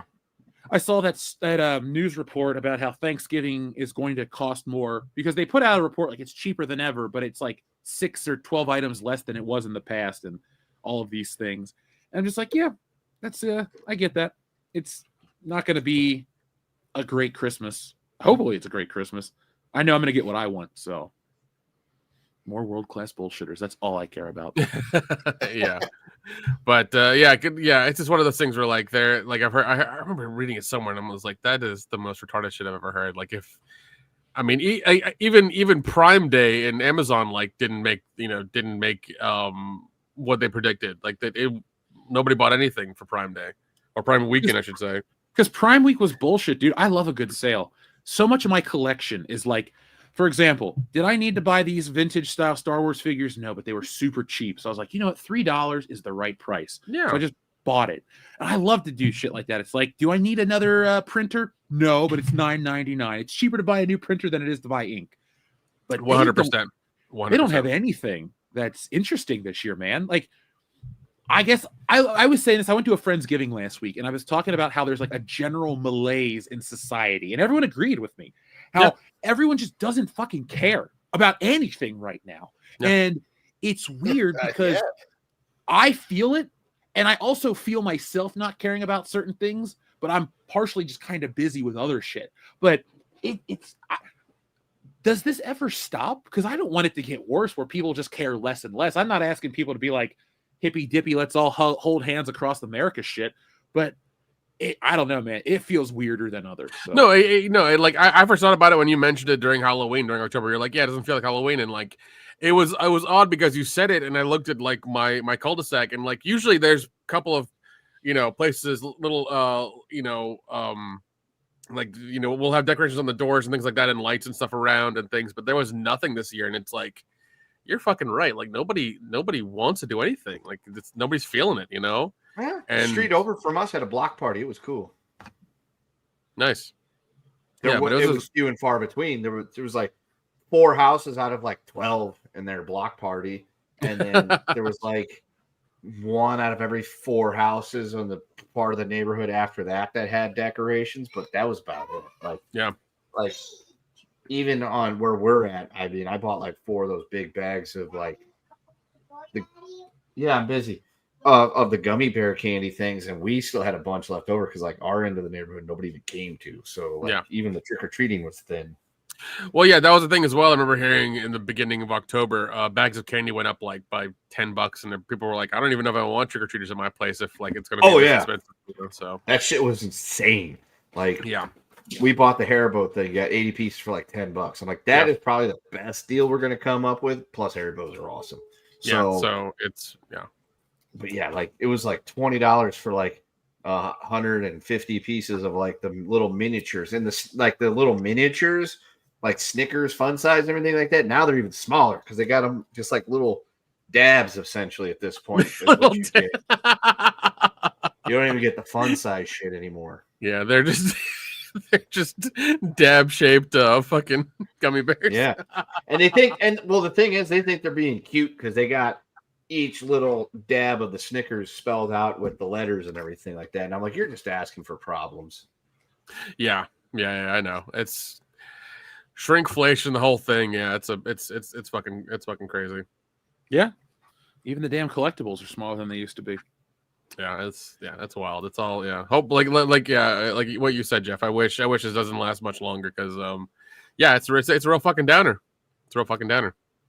Yeah, like it's still fun to hang out with you guys and do shit. Like, don't get me wrong, it's just like it always was. But like, we'll get together to do shit, Nick, and it's like we're having a good time, and everybody else is just kind of like, it's like we're in Derry, Everyone just like looks at you, and you're like, I'm sorry that I'm not miserable today. We have a very generous super chat from our friend Georgian. Thank you very much to Georgian, who says, found some Stealing Solo comics I thought I didn't purchase. The mass mailer version, the poly mailer, action figure print with stickers. Also, tip to Dion, alcohol fund for Wicked. Craig destroyed Bond. I agree with that. And a number 007. Yeah. So dramatic. What about Daniel Craig? Yes. I mean, if he didn't... Okay, we have it on record that it was his demand that James Bond be killed. Therefore, he killed the James Bond franchise. Yes. Yeah, he also wouldn't stop bitching about being James Bond. I wish he would have just... Also true. Like, also true. He should have just stuck with the girl in the Iron Lung. No, girl in the Dragon. That's the Girl in the Iron Lung is a different movie that we need. Yeah, you want to make the Girl in the Iron Lung? I think the last man who had an iron lung died recently. So yeah, we could totally do that. Yeah, he wrote that for Brandon. Yeah. And a good day to you too, sir. Son Larry is an asshole. Yeah. Still that fucking car, but we found his homework. Speaking of buttons, we had a request for button number 007. So Georgian, since you ask, you shall receive a couple buttons here on the channel for all the love you give the channel, all the support you've given. And let's give you a couple. First off, this is a fun one. Oh my God! Unbelievable! Oh my God! Good old Perk Angle. On the bill collector. Then we got this one. Son, this is what happens when you fuck a stranger in the ass. Yeah, Larry. Don't forget this one. Cry me a river, dick face. And then I think of y'all when I hear that. I think of you when I hear this one. I'm Shawanda, and her name's Brickwilla. Those are beautiful names. I'm Gloria, and this is Black Dynamite. My mama said my daddy's name is Black Dynamite.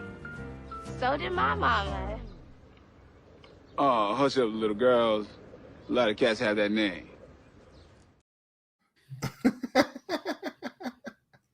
I love that movie so damn much. Oh my So god! good. And if you can ever watch the cartoon, oh my god, Oh yeah. you will not stop laughing. It's such a good fucking cartoon. Jeez. Ninja, please. Oh, one more since it's holiday season and people are going to be shopping for toys soon. Buzz, your girlfriend. Woof. Oh god, those figures are going to be turned into mulch. It's fine. It's, you know, as long as it helps the planet in some way, Disney's overspending. I mean, it's not like the factories that made those figures polluted the air or destroyed the environment, Nick. It's, you know, the diversity action figures are saving the planet one chunk of plastic at a time. Jeez. I'm actually working on a video about that. I have this list right here, folks. Not the list of Jericho. It's the list of videos. Oh my god, is that the list? The E list, Jeff? Is that what you have? Are you the whistleblower? Oh, Jeff the whistleblower's on Reddit right now. Yeah, don't tell anybody. I'm blowing a whistle. That's all I've blown. Yeah, I got all kinds of stuff. Diversity toys for possibly Tuesday, folks. So, and then here's some random ass sketches I did while I was working. Nobody, because you've done an Ollie's video every, for the last I don't know, few months, if not the year, and showing how all these toys are still there. Like, buddy, I have been doing those regularly for the last 2 years to show. Sorry, 2 years. 2 years. Point. I am way the fuck off. Okay. It doesn't feel like 2 years for me either. Yeah, I know. But he's showing how none of this shit sells constantly. Yeah, that's the case, man. But that's okay. We're here to laugh at it. Somebody in the chat was like, "Hey, it's the guy with the Shuri-copters." I don't have Shuri-copters. I still have one, but we gave him away. We autographed him. Remember, Nick? You did. Yeah, you did. You did. And by the way, folks, I have the table for the Lexington Comic and Toy Show. WCBS is going to continue to grow and do more stuff. You should, before that show, you should get some other miscellaneous bullshit toys and sign them and give them to people who who talk about them, who want them anyways, who ask about them. We'll give a Riva away. The only thing that sucks though is I got to spend my money on this shit. Yeah, but they're really cheap now, so it's fine. It is a tax write-off, but I'm sending the wrong message, Nick. I'm letting Ollie's know that somebody wants these forsaken things. Yeah, but you're only buying you're buying a few of them. You're not buying out of the section. You're buying a handful of them. It's not a big deal. What I really want to do, I don't really want to spend this kind of money, is I want to pull a Mr. Beast and I want to buy every single shitty Disney Star Wars toy and Marvel toy at Ollie's and have a bonfire, and we do like a Mr. Beast style video. We're like, "Hey man, it's kind of cold out. Hey, put another Captain Carter on the fire. Ooh, here's a Shang-Chi." Just for an hour, like live stream, just burning these things. Shit, I should buy a bunch of them. It would be fun if we could rig up a device on an RC helicopter to where we can take these figures and take them up in the air 150 feet, and then it cuts the string and it drops them. I think that'd be fun. Down. It's like, oh man, Captain Marvel can't fly. Yeah, fly them over a river or a lake and just pew, and just they're gonna pollute the landscapes anyway when they end up in the dumpsters and in the landfills. We might as well do it too. I should put one of those figures in the microwave, Kendo. You should. I would recommend not putting it on the little glass spinning plate thing because it'll melt to it, and put it on something you don't care that it's melting to. I will go get my commemorative Force Awakens plate that was gifted to me. Oh my god! And I'll melt on that. Yeah, oh and my then god! You can have this giant sculpture of all these fucking melted Star Wars figures that won't sell. Actually, you know what? You know what you should do. I know you can get one of those propane tanks and hook it up to a butane, hook it up to a torch. That you use to kill weeds in your yard. Just use that to melt out a bunch of them and make a sculpture out of them. I'll do it all on camera, man. It'd be great. It'd be fucking great. I'll play copyright-free music and I'll get into the zone. Yub nub. That's what Clone Geek wants. Well, I like Clone Geek, but right now I don't care what Clone Geek wants because Yub Nub is. Sorry. Anyway, thank you to Sir Georgian for your generous super chat. Dion is so moved that he had to go get some more food. Mike, Oh, Warren, something's moving inside of him. That's Yeah, for sure. or that food was inside of him was moving. Nick was saying that happens too. That sounds tasty. Have you ever seen the Steiner wrap? Huh? Another one. I don't think I've seen Steiner wrap. We have all kinds of other Steiner buttons here, but I've never seen the wrap. Have you? Nope. Can't say that I have. Well, he had a request for a button right here, and it was the another one, which is right here.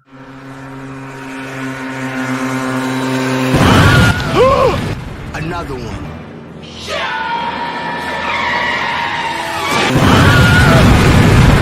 Another one. Another one. Another one. Another one.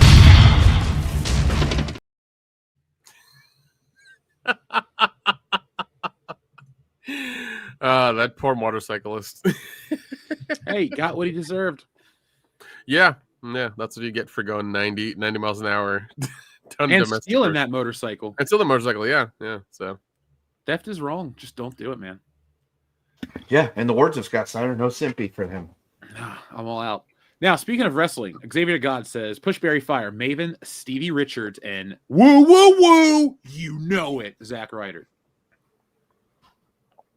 Well, I will fire Maven because I don't hate Maven, but Maven's not, it's Maven. Your fucking name was Maven. When you're wrestling against dudes with cool names like The Undertaker and Triple H and Kane, and here comes Maven, it's like, here comes Eugene, or here comes Nikki. You're just like, oh God, one of these guys. So I'm firing that guy.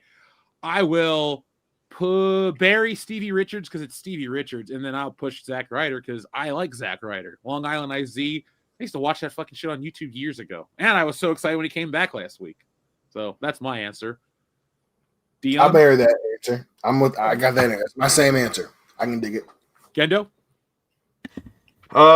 Definitely firing Maven. I like Stevie Richards though. Like, he's a very entertaining dude on his podcast and things like that, and he did know how to wrestle. Yes, I'd bury Stevie and push Zack Ryder because Zack Ryder is also entertaining and more so as a wrestler. All right.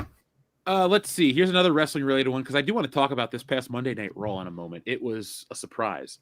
Xavier God says, do you guys ever think Triple H, Shawn Michaels, and The Undertaker would be in charge of WWE? And wouldn't you have thought that WWE would be better for it? Yeah, I don't. So I might lose a point from somebody, but I don't think The Undertaker should be in any sort of creative anything. He's a fine performer, but you're going to be like, well, he's got a mind for the business. That's fine.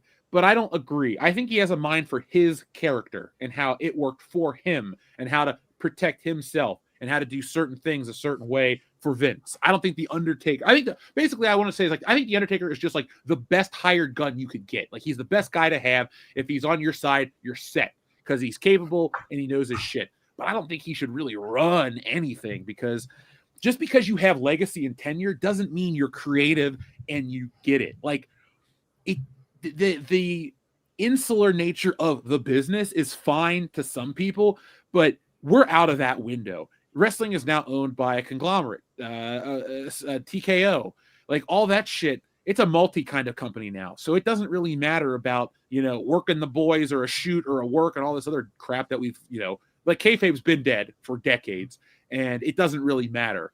And that being said too, I don't think these guys are doing anything of note. Triple H, again, it's like you're getting the guys that got in there. Like Shawn Michaels is a wonderful performer. I'm not going to deny that. And he's an okay promo too. But he's not like Booker of the Year to me. Like, I've sat down and watched a lot of NXT, and it has the same problems that AEW and other indie promotions have, where it's just a shitload of nonstop work rate wrestling, no story, a fucking finisher doesn't mean anything. And then at the end of the day, you're just like, okay, they're going to get called up to the roster and they're going to wipe the slate on this wrestler and they're going to suck. And then Triple H, he has dropped the ball.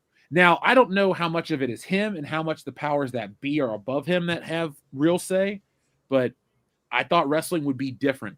I don't think Vince sticking around would have been good for it, but I think like a clean slate. You don't need these WWE legends to make good pro wrestling. I think there are a lot of capable people out there that could do a better job because they're not beholden to the old ways of the world and, paying your dues and this and that. I don't think you need to take chair shots, tear your ACL, or fuck your back up to be a writer for pro wrestling. What do you guys think about the super chat?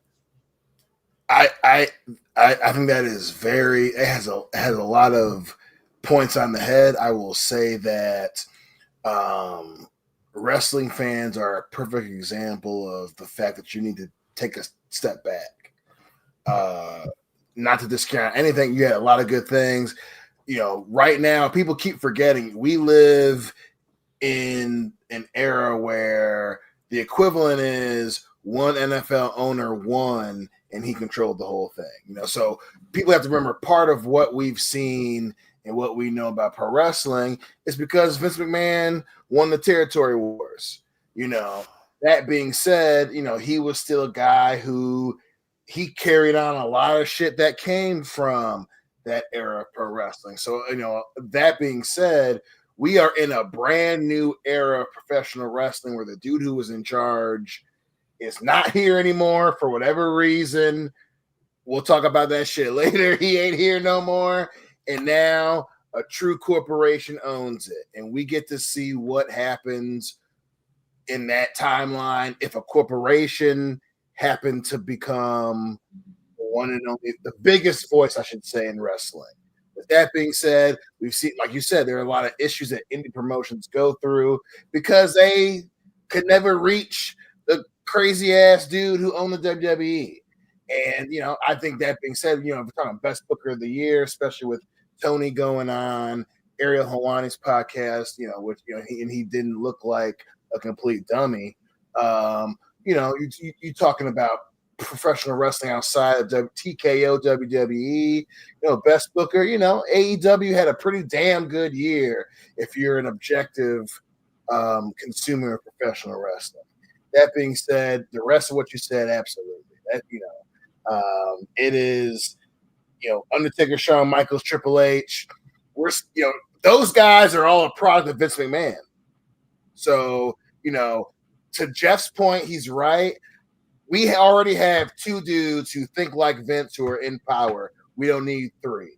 We've seen what the third guy does. We can control something, and it ain't always great. So, if they're doing a good enough job because they, to Jeff's point about NXT, I enjoy NXT, but there are those Vince McMahon moments they just fucking did with Gold Rush, that are unmistakable. So they're in a good position, but they're clearly fucking up. Triple H has, agree with Jeff, dropped the ball because he is still thinking like his damn stepdad. And I know it's his father-in-law. I say it's his stepdaddy because, we thought it was a new era. He does the same, he has that Triple H level shit. Oh, this is kind of a little bit more edgier, but you still have the same Vince McMahon ending bullshit. And that was proved because Raw was good. Why is Raw good and WrestlePalooza sucked? We know why, because there's too much damn Vince left over. So to that point, I'm Triple H and HB Sean haven't completely fucked up yet. They're starting to look like they daddy. Yeah. Kendo, anything you'd like to add? No, you guys pretty much covered it all. But yeah, I kind of did figure at least Triple H would be running the show one day, based on the fact that I was told by somebody in the know that one day Vince would die and his idiot daughter and his son-in-law would take over. And I completely agreed with it at the time. I'm like, yeah, that's probably what's going to happen. Although the daughter's out of the picture, just the doofus son-in-law.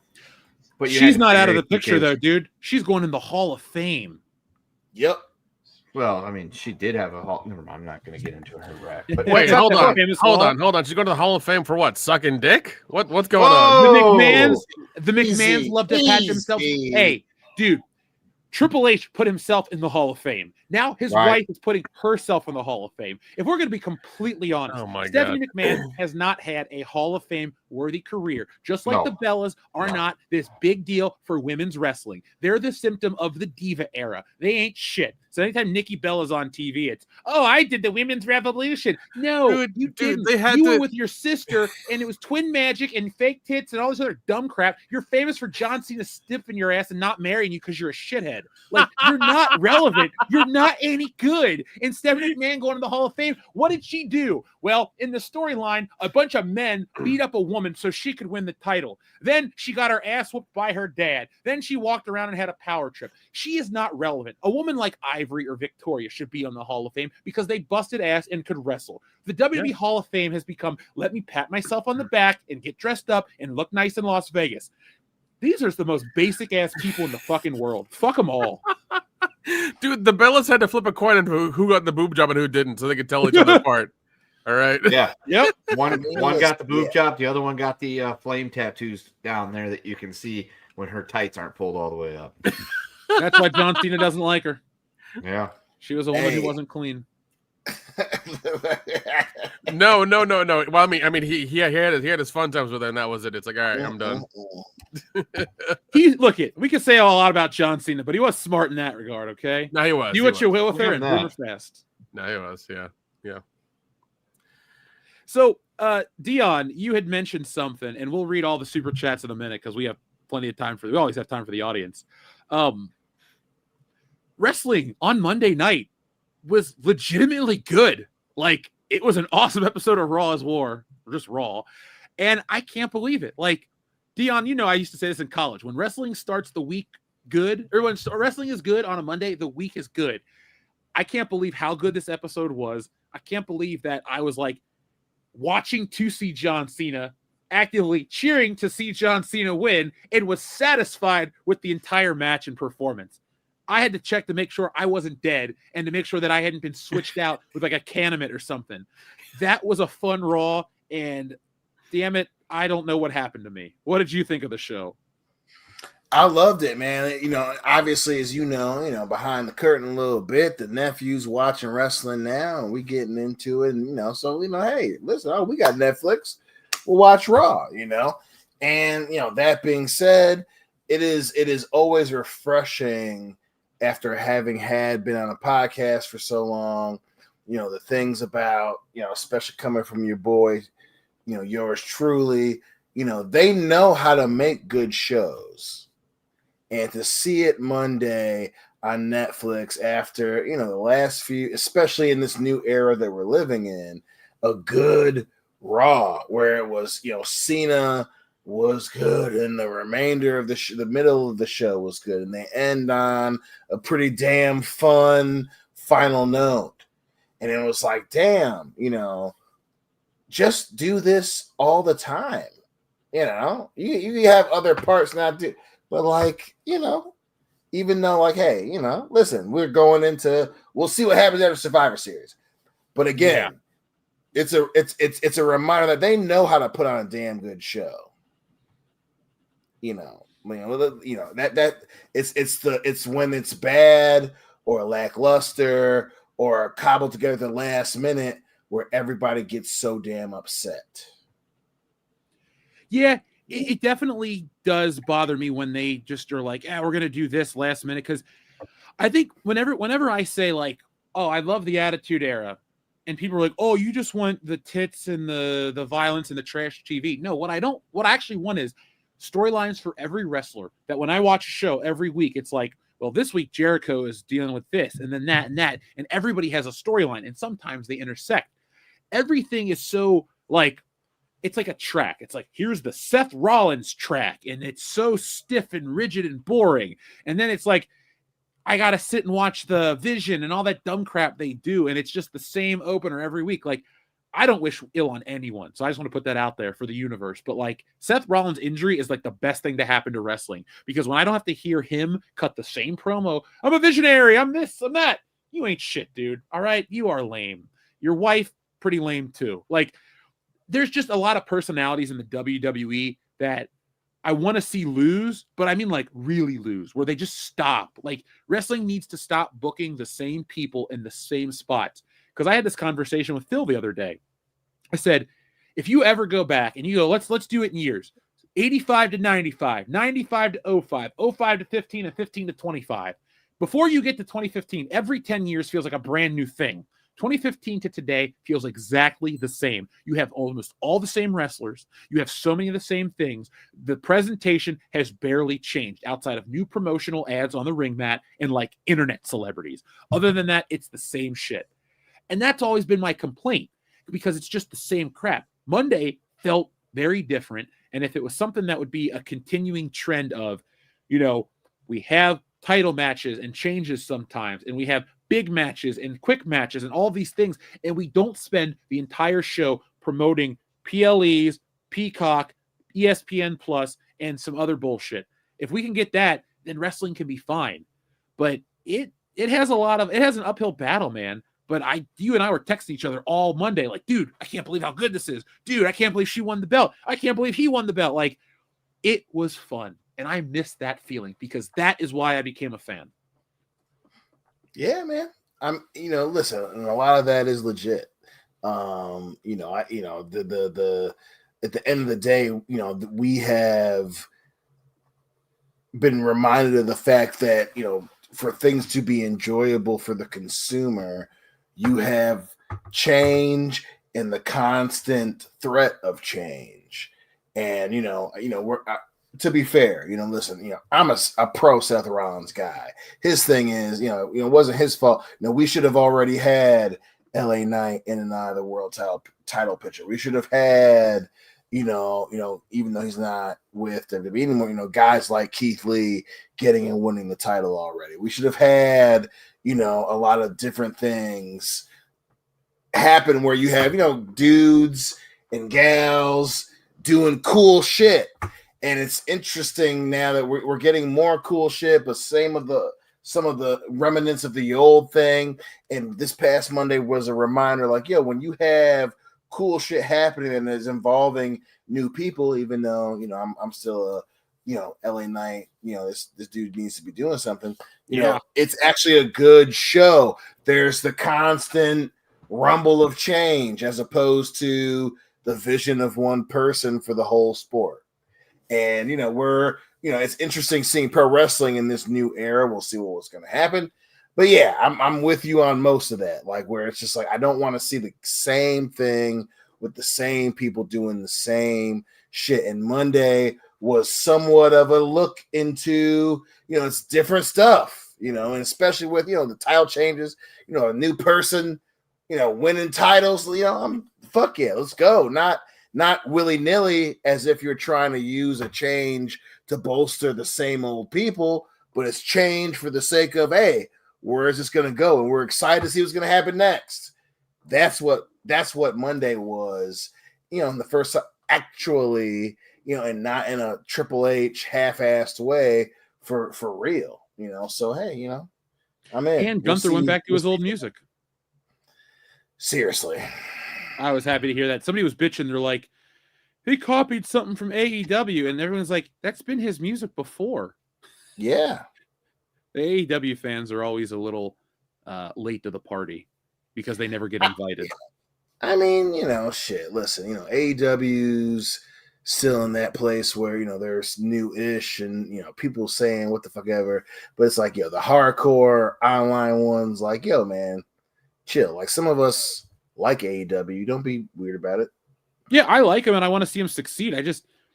I like him from a distance. I like to go to their shows. I have more fun at their shows than I do WWE shows because I feel like I'm more involved. When I watch WWE, like when we go, we're there, we're having fun, we're cheering and shit. But I always feel like you're one step away. Like if you say the wrong thing, and I don't even mean like you say something like fucked up. It's just like if you said like, Stephanie McMahon ain't that great, I feel like security's going to rip you out of there. But if you're at AEW and you talk shit to Tony Khan, he's just going to be like, hey, man, thanks for coming. Like, right. I don't know. I just have a good time at AEW. I've been, I think, 4 times now. And it's fun to get on TV there. Oh, well, We have a couple messages before we have some wrestling related ones. Again, Xavier God says, would you guys rather be Batman or 007? Batman. He's super rich. Yeah, I'm going to take Batman for a different reason besides wealth as well.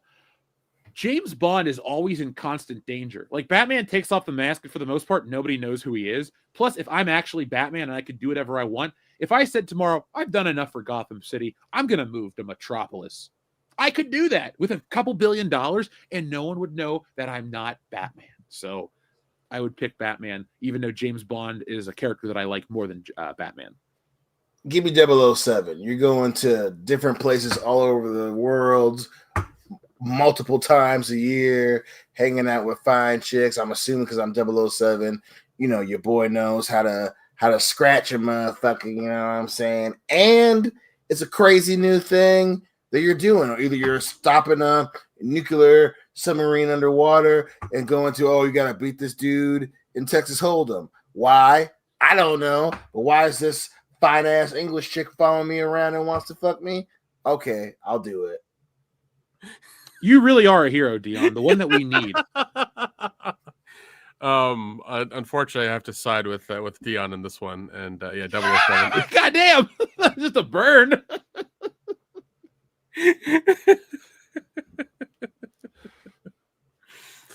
Oh man. See, I'm not a monster.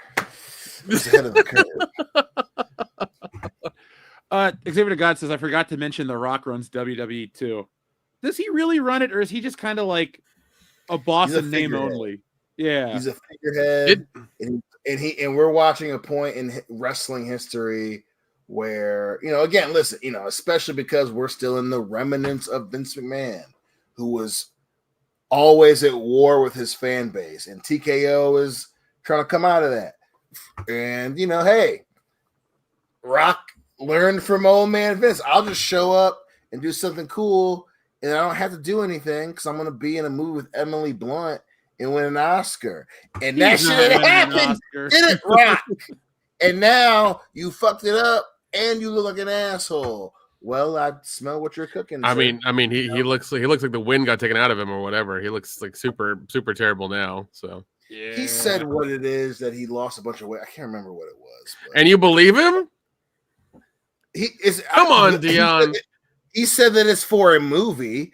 I believe that Dwayne The Rock Johnson is 100% doing some crazy ass project where he has to lose a lot of weight, and he thinks it's going to win him favor back with the people. And I believe that part. I don't believe, you know, now he's going to make it dramatic and say some dramatic ass shit. I'm not going to believe all that bullshit. But The Rock losing weight to make The Rock look good, 100%. I think he's on Ozempic. I would bet $1,000 right now on that. Ain't no way he's doing The Mechanic too, okay? Darn, I was waiting for that movie. That's on my fucking list right here. Yeah. Please, God, give me these three things: $1 billion and The Mechanic 2, and I can't say the other things on air. But yeah. No, I think he stopped taking the gas like Batista did, and like, you know, it just like, you know, it deflated him. Yeah, absolutely, dude. Ain't no motherfucker who's in his 50s who looks like actual Hercules. And listen, the percentage of chance that The Rock has the greatest genes that mankind's ever seen is probably kind of low. And he's Samoan. Them dudes look jacked even when they're old, but he was that jacked. Nah, dog, come on. Would you say you just 66 and 2/3 like chance that? of That's having not a better real. That's physique? not real. God damn it. Yeah, you're welcome, Nick. TLA Screwjob 6397 says, I just started a new job. Congratulations. And heard some coworkers talking about Raw coming to town. $2,400 for front row seat. Jesus, for a Raw? Thought of mentioning went to WrestleMania 15 years in a row in a heart Hicks. Yeah, dude, there is no way. Seriously, for a fucking Raw, are you high? What the hell, man? Yeah, it's not even a pay-per-view, it's a fucking Raw. Well, you might get to be on the Netflix beamed around the world. Hey, you know what? I paid $200 and something bucks, and I'm on WrestleMania 28. I didn't have to pay an arm and a leg for that. I just got on the show that way because that's how it used to work. Yeah. And seriously, I went to WrestleMania 18 times, and Dion, you've gone with me 10 of those times or more. Yes, sir. Your ticket was between $250 and $450 every time. We never spent more, and we had solid seats. I even knew the hack, how if you sat on the lower level and you picked limited view, all it meant was you're next to the Tron. We could see Stone Cold's face when he came out on the ATV at 38. Like, we were down close. We had great seats. We were by the exit lane when they would finish the matches at WrestleMania in New Orleans too, because Jericho won, and people were mad. We were all kind of laughing about it. I was like, Jericho, you're the real U.S. champ, and he like looked. I was like, fuck yeah, yeah. You were excited when Booker T showed up. And people always wondered why he was able to sell out so much, but apparently WrestleMania is still doing it. So we're gonna see if that's the same in 2026, baby. That's just a ridiculous amount to pay for a Raw. Yeah. Even it's ridiculous. Look, if WrestleMania floor seats were $2,400, I'd go to WrestleMania and sit on the floor. That's not of course. Right. But no, they're the price of a fucking Honda right now. So like, no, thank you. $38,000. Yeah, no, they want a certain much. Go, boys. Yeah, this and you see every company do this now, where they're trying to pitch all of their stuff and price everything. Even Disney's been doing this for years now, where they're pricing everything to people who make 6 figures or more a year or whatever. That's not working. Did you see that article that came out in Forbes? Oh yeah, I read it. Yeah, yeah, because it's one of those things where it's like at some point you're gonna lose your audience and you lose your base and all this other stuff if you price out the rest of your people. It's like, what the fuck? It's like with the DEI shit we dealt with for the past 10 years. Like you keep pushing things a certain way to a certain demographic who are small and don't buy your shit. What the fuck are you doing? You're not wrong, dude. Yeah. People are tired of a lot of that stuff. People just don't want to be preached to anymore. Yeah, I mean, look at what the fuck Jaguar did with their ads. Like, come the fuck on. The company the company got valued to nothing. WWE, their price changes ain't changing because of fucking DEI. Of course. No, he's not saying that. He was just Nick was making a comparison that certain things companies will think a trend is popular and they'll push it into the detriment of the overall picture. That's what he was saying, right? But that's not a trend. WWE's not following a trend. WWE is following we want a certain group of motherfuckers who want to make a lot of money to pay for our stuff. They are being it is a straight up corporate mindset of we squeeze the absolute most amount of pennies, period. Especially the fact that they changed their whole schedule because oh man, fucking we raised all these prices and Vegas made all this money. It's gonna do the exact same thing. That's a different corporate mindset. Absolutely. TKO is looking to make back the billions that they paid for the WWE and UFC. They aren't following a trend. Yeah, but it's one of those things where when you charge $40,000 for a front row seat for WrestleMania, when years ago, for the past 5 or 10 years, it's been I don't know how much of those floor seats been, Jeff. When I started going, I think it was $1,200 to $2,000, which it ain't bad for WrestleMania. That ain't bad for WrestleMania. That's not bad. They turned it into a 2-night event to milk the audience. And when we've been to 2 of the TKO WrestleManias. Their first WrestleMania 39 was very well priced. It was a very good show. It was that was prime WrestleMania under the TKO banner. It felt different. It was priced right. It felt big. It was cool. 40 came around. 40 was epic. We paid $500 each per person to go both nights. That was the highest I'd ever paid. But WrestleMania 40 actually delivered a show that was worth $500. So I was satisfied. Now, not now, but they have been doing this thing where they sell WrestleMania tickets before there's a card. They've always done that in my lifetime as a fan. And that's fine. They think, well, the brand WrestleMania is that strong. When you gave me a Travis Scott commercial for $20,000. Yeah. And WrestleMania started with a commercial for an app. An app. Seriously, normally, we take it back to WrestleMania 17. They play the Rock and Stone Cold promo, and they get you hyped, and then Jericho fights William Regal, and you're like, oh my God, WrestleMania is here. Dion and Hillary drove down to Phil's. We spent the whole time getting ready. We went through a nice meal. We drank. We got ready. And the fucking show starts with a commercial. And we just looked at each other. We're like, seriously, this is WrestleMania. Like, that was a really shit sign. And like, I can live with like a Prime logo sponsorship or like one or two things. But wrestling's not boxing because it's not a real sport. There's no real competition, and that's fine. To me, but that's where the line gets blurred, because that's where you missed it. Because boxing and the UFC they're all doing the exact same. But wrestling is akin to like a play. Like if you went to now, I'm not trying to make fun of you. So seriously, this is not a dig. But let's say you took Hillary to go see Wicked on Broadway. Do you expect Wicked on Broadway in the beginning of the show, when whatever it starts with, do you expect fucking Bill Gates to come out and give you an ad about Microsoft Edge for 20 minutes? Like, you'd be pissed. You'd be like, what the fuck did I just pay for? Because it's not like we're getting WrestleMania for free. You know, I pay for Peacock. I pay for streaming services. We got to pay all this extra shit. Now they want you to have ESPN. Like, if this was on TV, I could understand that you need ads to support it. But you're the WWE, and you just made $12 million from the city on top of your ticket prices, on top of this and that. There is a limit. You do need to stop, and it gets really stupid and disingenuous. End of rant. You know what? I don't care how much they're going to charge for WrestleMania 42 tickets. I guarantee you, when WrestleMania comes to town, I will be in Las Vegas. Whatever the price of tickets are, doesn't matter. I will be in Vegas for WrestleMania. Way to shell out, Kendo. You shill. Oh my God.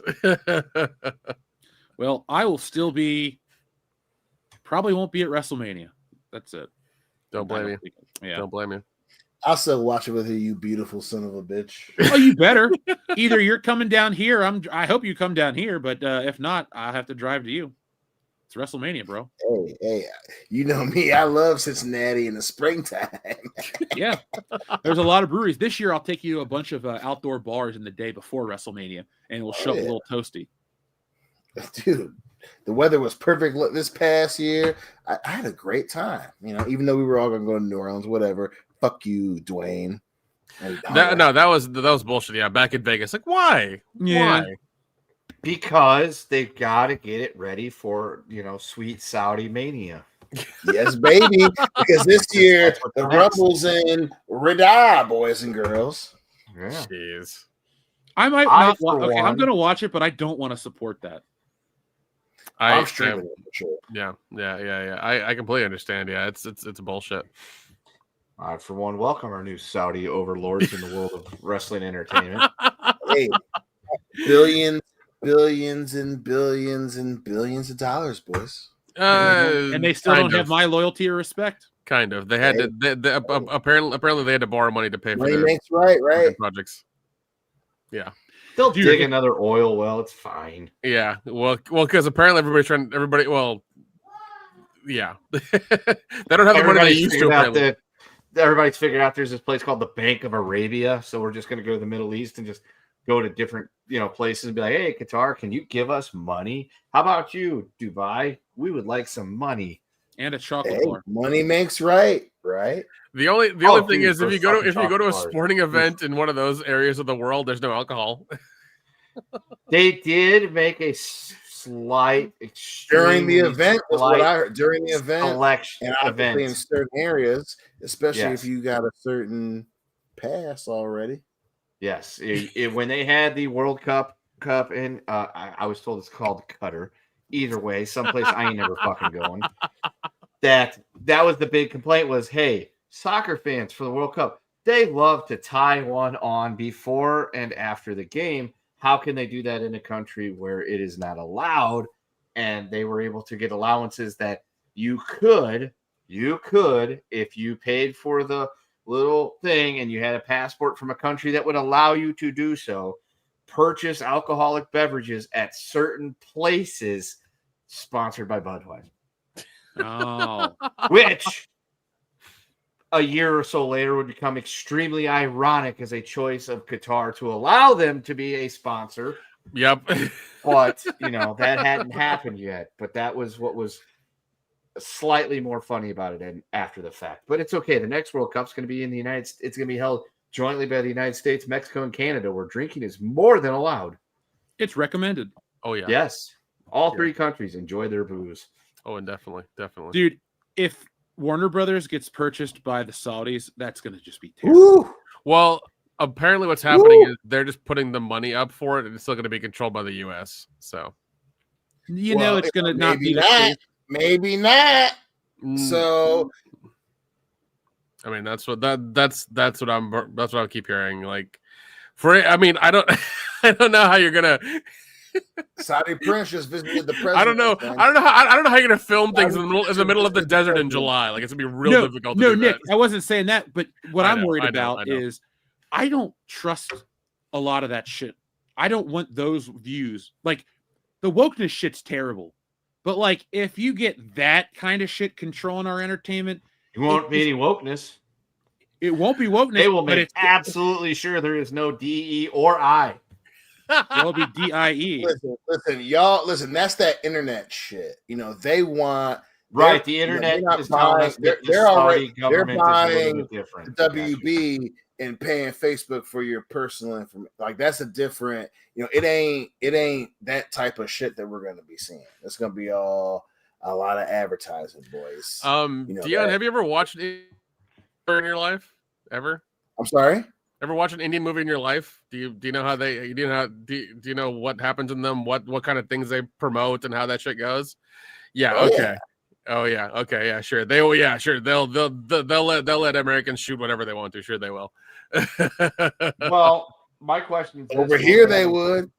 Will they have a certain beverage, maybe a Cervezas Cristal, as their advertisements in those movies? I could hope so. One would hope. All I'm saying is, like, yeah, I mean, it'll be different for sure, but I mean, once again, we'll see how it goes. But they're trying to buy up a lot of stuff, and they're trying to make the middle of the desert the next vacation spot. So we'll see how that goes. I, for one, am looking forward to the next Batman movie in a few years, and it's a remake of Batman Robin, but it's called Batman and Mahmoud. Hey, your boy Kumal Nanjiani is going to be Arabian Nights. Arabian Days. The Bat plane has been replaced by a flying carpet. It'd be great. All right, maybe I'm wrong about this whole thing, and I've jumped the gun. It's a Bat plane that can circle the globe. They upgrade. Dare to dream a little deeper, darling. Okay. Yeah. Yeah, we'll see how that goes, but it looks like it's going to go through. But from what I keep hearing is, like, the U.S. company is going to keep control of what production actually happens, and the Saudis are just kind of like loaning them money to buy it, kind of thing. That's what's happening. So that's what I've heard. That's what I've heard. I think it'll be people fun in the to middle. watch Batman, fight the infidel. That the infidels are going to look way different then. Listen, you're thinking Joker real for some reason. You're thinking real small. The whole our belief shit carries up. That shit carries as far as the dollar will take it. Have you been alive the last 10 years, Dion? What they put on I don't TV know if that over actually there, tracks. is it going to be the same what they put on TV over here, sir? Oh no, it won't be, because they want to make money. But I'm just saying, is like they will. There will be some things that happen for sure. I don't know if you've seen what happened in the last 10 years with entertainment, but like it kind of went downhill. Yeah. There was a lot of heavy messaging in the last 10 years. It's been shit. It's been shit. Yeah. Well, they've been taking out journalists and shit too. So they were attacking a certain part of media. And then they were pushing a lot of those heavy effects over there. None of us are journalists. We got nothing to worry about. That's true. Yeah. We're just YouTubers. Yeah. All I know is they don't like my brown ass over there for sure. Hey, just give you a different that's name. a whole topic of discussion too. And that's the interesting part where that's gonna go. His name is not Nick Utam. It's Jamal Shabazz. He's listen. Listen, as long anybody asks me, his name is Nick Smith. You know what I'm saying? Yeah, he's from He's been Buffalo. around over here the whole time. You know what I mean? Yeah, but I mean, we'll see what happens with the deal. I'm sure we'll find out in a couple of weeks because it seems to be happening quite fast. So, Think it'll happen before the end of the year? Yeah, I think so. I really think so. It'll definitely, yeah, it'll definitely happen between, yeah, definitely after Thanksgiving, but before Christmas for sure. Because it seems like they want to get it done ASAP. So, I mean, but I keep hearing that, like, because of that happening, like James Gunn is out and they're gonna bring Snyder back in, which I think is fucking retarded, and that's never gonna happen. When I say James Gunn's, his words have changed over the last 4 months. You know, from we're gonna do a Sandman movie, we're gonna do this, that, and the other, we're gonna do a Batgirl movie, to the last month or so. Well, I don't know what's gonna happen, and we'll see what's gonna happen after the purchase and all this shit. So yeah, man, like Nick ain't lying a damn bit, because I think when James Gunn is changing his tune in terms of the motherfuckers above his head, you know it's for real. And apparently, you know, again, you know, the Saudis want to get in the American media business in terms of movies, and they are serious about it. And WB, that Discovery thing did not work out. Yeah, and I think David Zaslav is getting his golden parachute as well too, once the sale goes through. So better in a shower. Real interesting. He worked that shit in his contract. Yeah, so he's living with a chunk of money, and he's like gonna live on an island. I don't know if it's that island, but it's gonna be some island. You know, it's for sale. It's $55 million according to the Rogan. Jesus Christ, I don't need to fucking know that. Pennies, baby. It was too rich for Joe Rogan's blood, he said. Oh fuck! And he's fucking lying. Oh, I know he could afford that like it's nothing. Oh yeah, because he got a ridiculous deal from Spotify for the last 10 years or something. I have never once listened to him on Spotify. I listen to his clips every now and again. It's fine. No. He puts the whole shows on YouTube still. I think it's the next day or whatever. He does. Well, that's because YouTube was fucking up. Spotify made Spotify Video because of him, and so YouTube's like, no, we'll show all your episodes. Put them back on here. They were losing viewers. Hey, you know, I'm sure that's the story they said. Oh yeah, because I mean, that was the whole thing because Spotify wouldn't do it for free.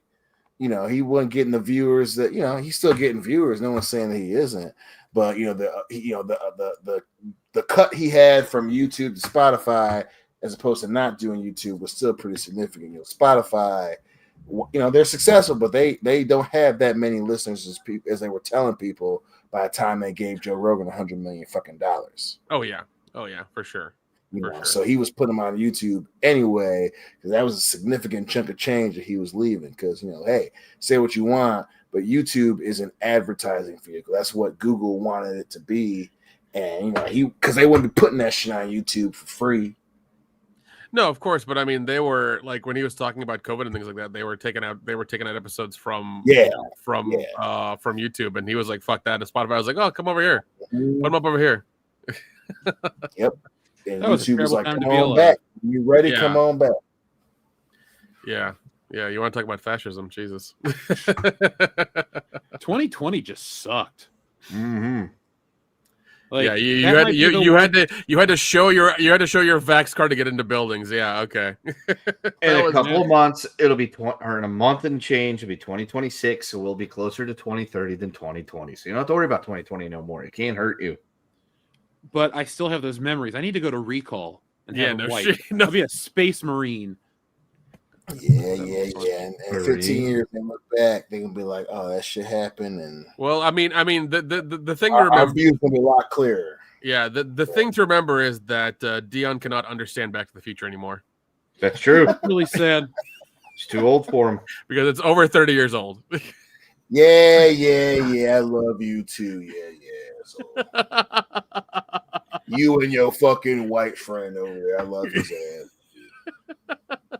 I like how I'm just absolved from this. It's like Listen, I'm you saying already the in, bitch. You sibling. You can't. I say the same shit to you that I say to Diane. I tell Diane all the time. I be like, man, fuck you, Diane Green. You get the same thing. That's because I love I've heard her. you say that in person. And I'd be like, shut the fuck up, Jeff Hicks. Like you in already. You have the blessing and the curse of being like, man, at the same time, someone to say something about you, I'd be like, yo, what the fuck you say? You can't say that shit about him. Yep. So shut the fuck up. You don't know Jeff Hicks, bitch. At the same time, man, fuck Jeff Hicks. Yep. It's the duality. I laugh about that shit. So you're not absolved. You've just been you've prestiged.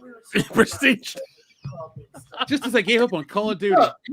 That's what you is. Oh god, I actually downloaded Battlefield 6, and I've been playing the free version of it because I don't want to fucking pay for it. How do you like it? That's the right move. It's been fun. I've had a lot of fun with it. Yeah, it's been good. I have been playing nothing because I haven't had the time right now. I've just been watching Mythbusters, so that's as exciting as my life is.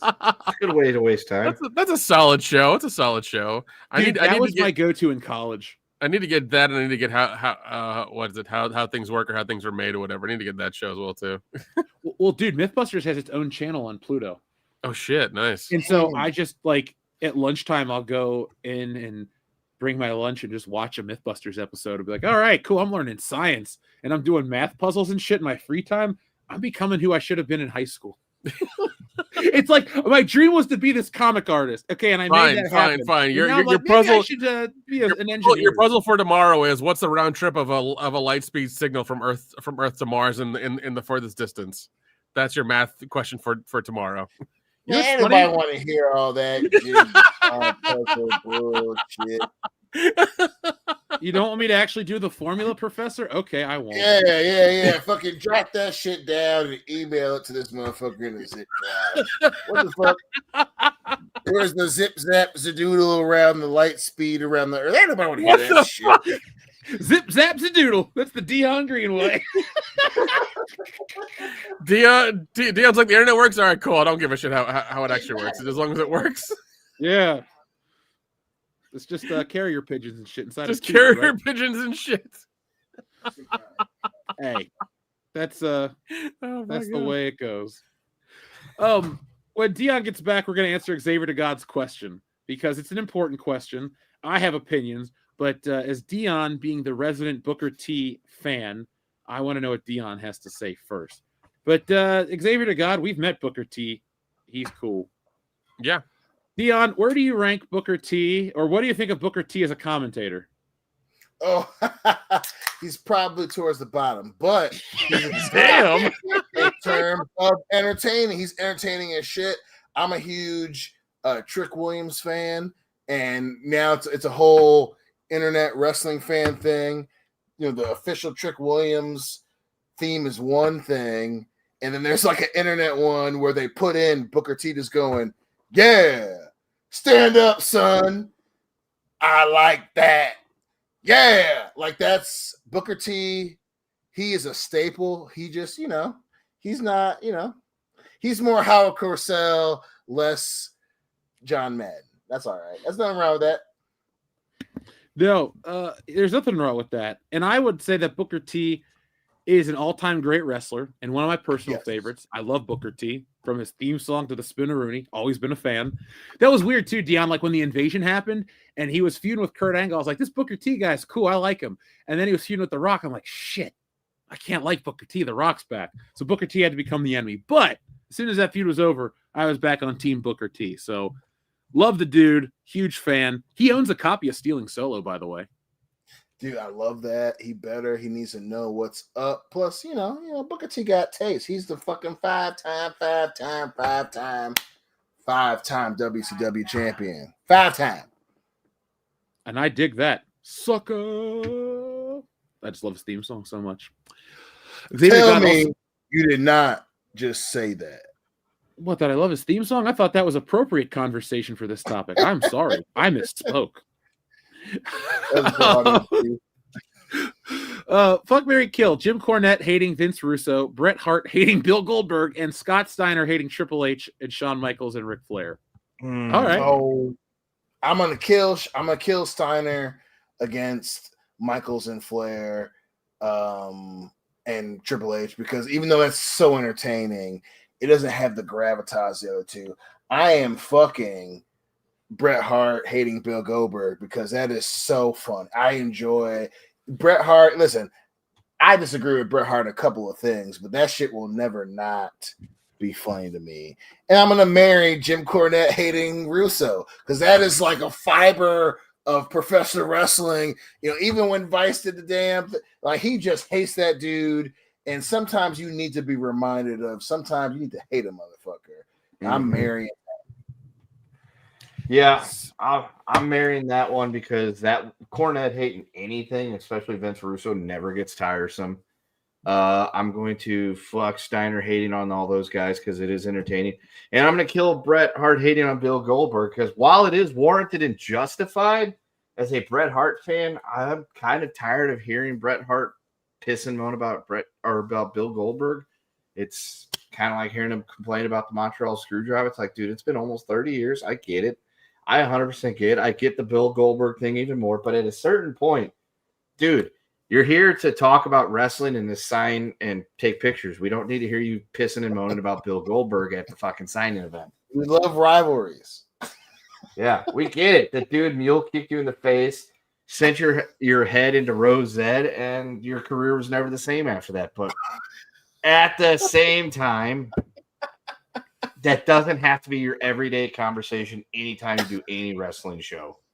Listen, I'm a member. Jeff and I are members of the Player Haters Club. Diane and I are members of the Players. Hate.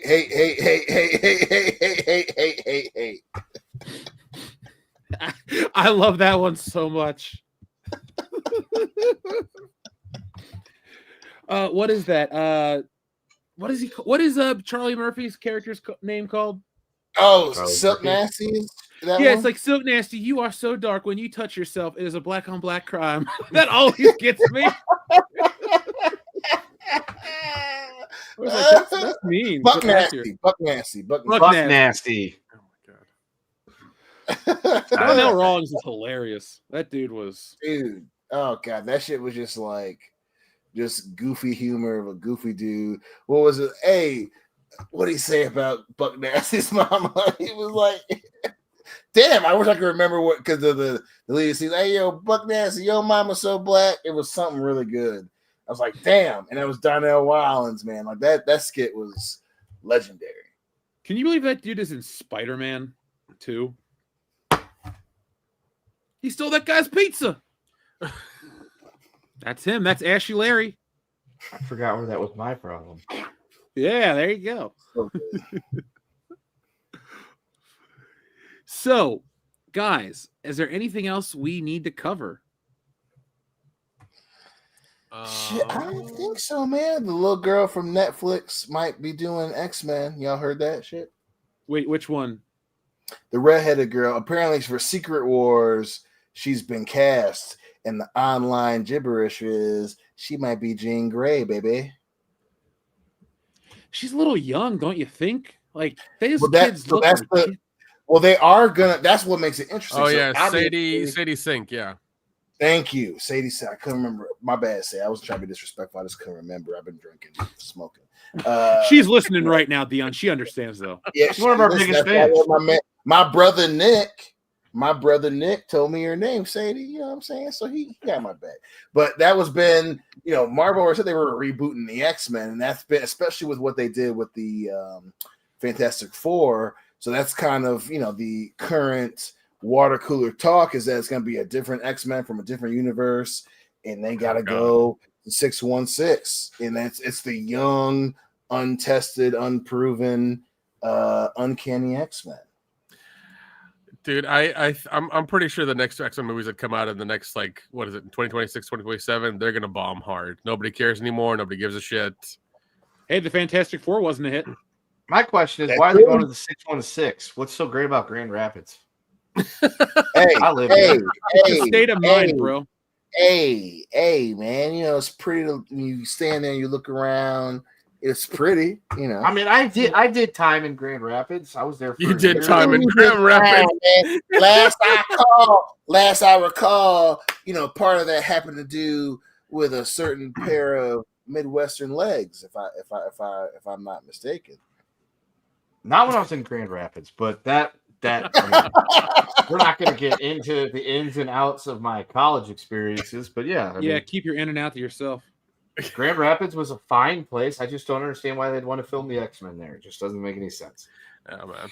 I I don't know. This whole multiverse thing, this universe, that universe, and this bullshit, it gives them too many excuses to be like, oh, this is this universe, this is that universe. Oh, we didn't, this is why we're not doing any more of this because that universe is dead. It's like you guys keep fucking up and you keep fucking up. And that's what the comic books do. I don't know. And they're not selling anymore, buddy. Nope. Hey, you're not wrong. You're not wrong. However, if you would like to buy a comic book, this is Stealing Soul, the first one, not the second one.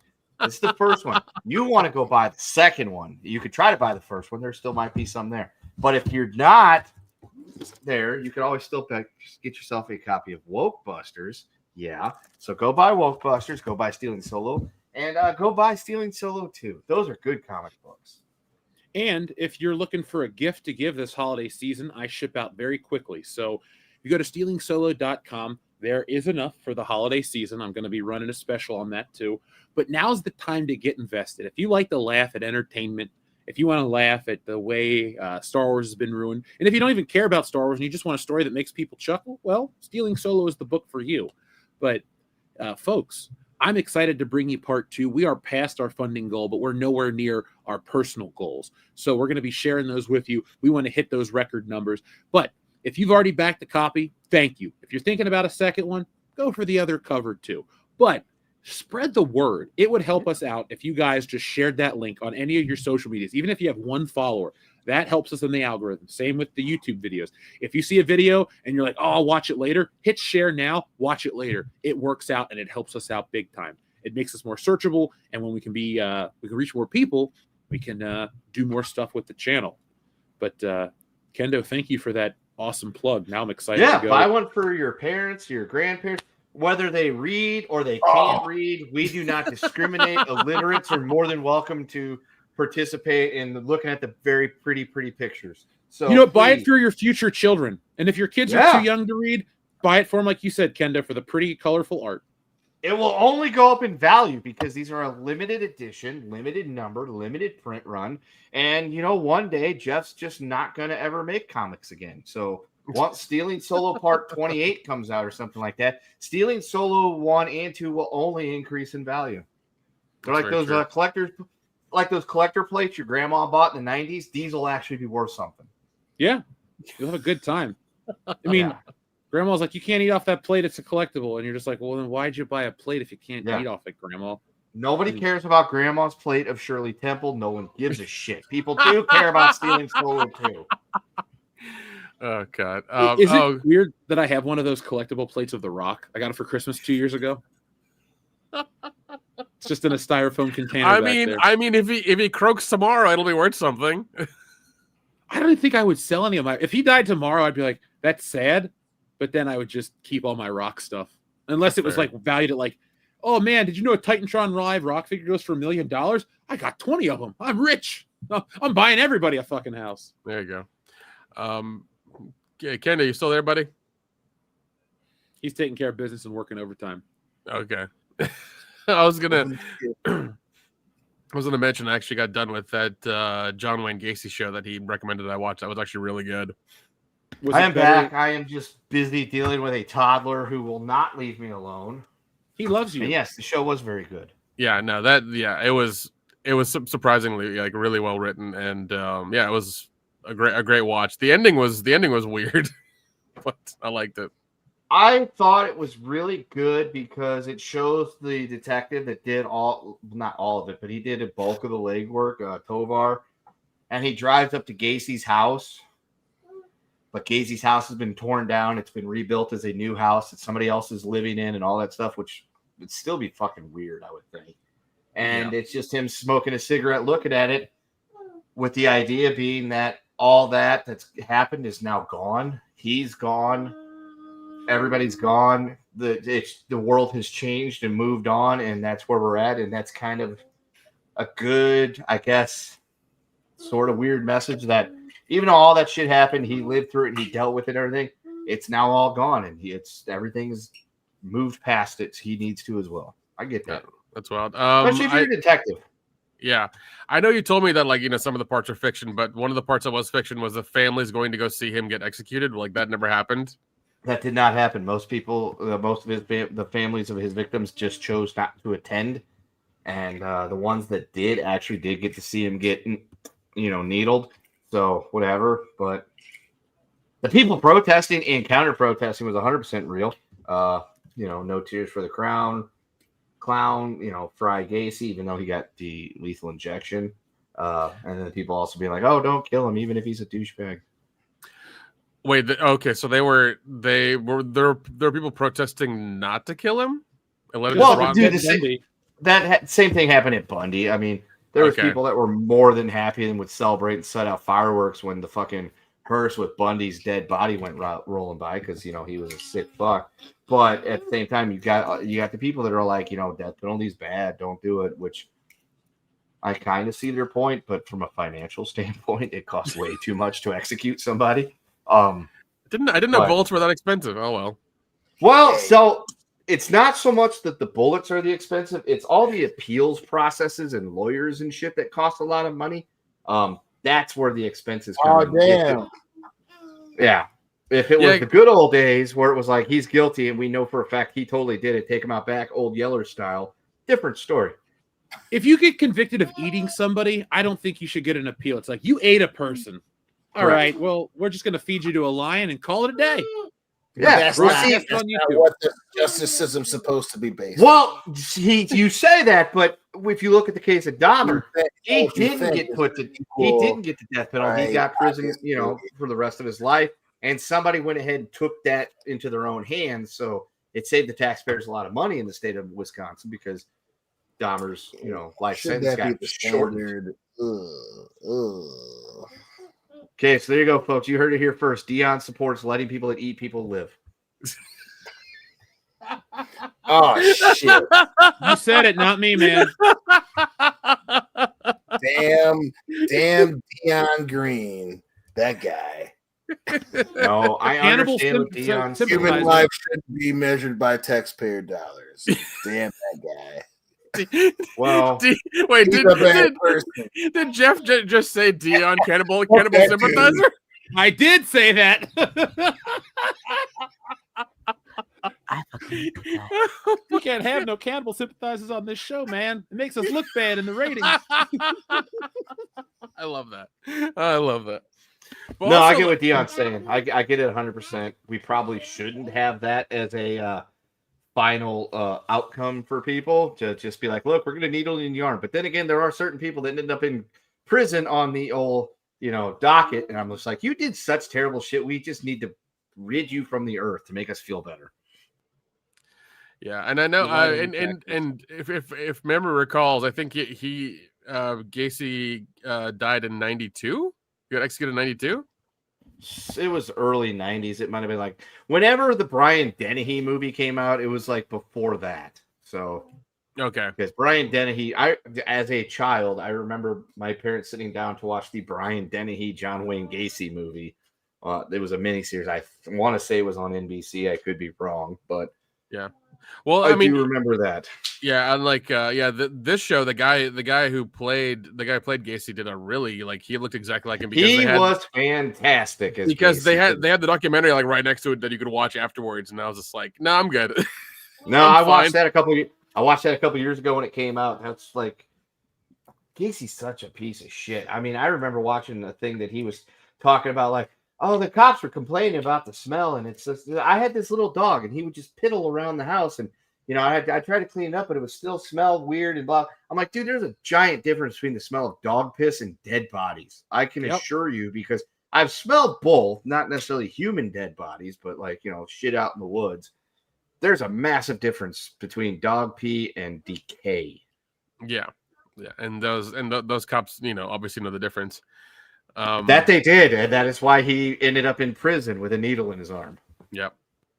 But yeah, watching the show and seeing him like think, especially him thinking that he's gonna get out, is like the most hilarious shit. I'm like, no, you're fucking dead. Like you're gone. And like his lawyer was trying so hard to like defend him and do what he was supposed to do, and he was getting shit from everybody. Like it was, oh man, it's terrible. Dude, as an attorney at that point, the main thing is, look, he's dead to rights. We're not. Oh yeah. Wrong on this. The thing we're aiming for is to keep him off death row. That is a win for us. Yeah. I should watch this, shouldn't I? You should have. Yeah, it's on Peacock. It's on the cock. Well, I have that streaming service, so I don't have an excuse anymore. Yeah, and it's only like eight episodes, and it's only just one season of Gacy, because I think they do a couple of other. There's not really any opportunity for a sequel. This is what Nick is saying. Yeah, There's the story's over. There's no season 2. Damn, he had his last snack. Yeah. God damn it, Dion. I had to. No one made the jump. I had to do it. That's why we're world class, guys. Oh man, but no, damn right. But yeah, no, that was a solid show for sure. Yeah. Well, is there any other candle sympathizing we need to do tonight? Oh shit, no. Oh shit. One more thing. Running Man. Running Man is good. Go watch it. Yes, agreed. Go watch it. Yeah, Running Man is actually fun. It's actually a good time. Go check it out.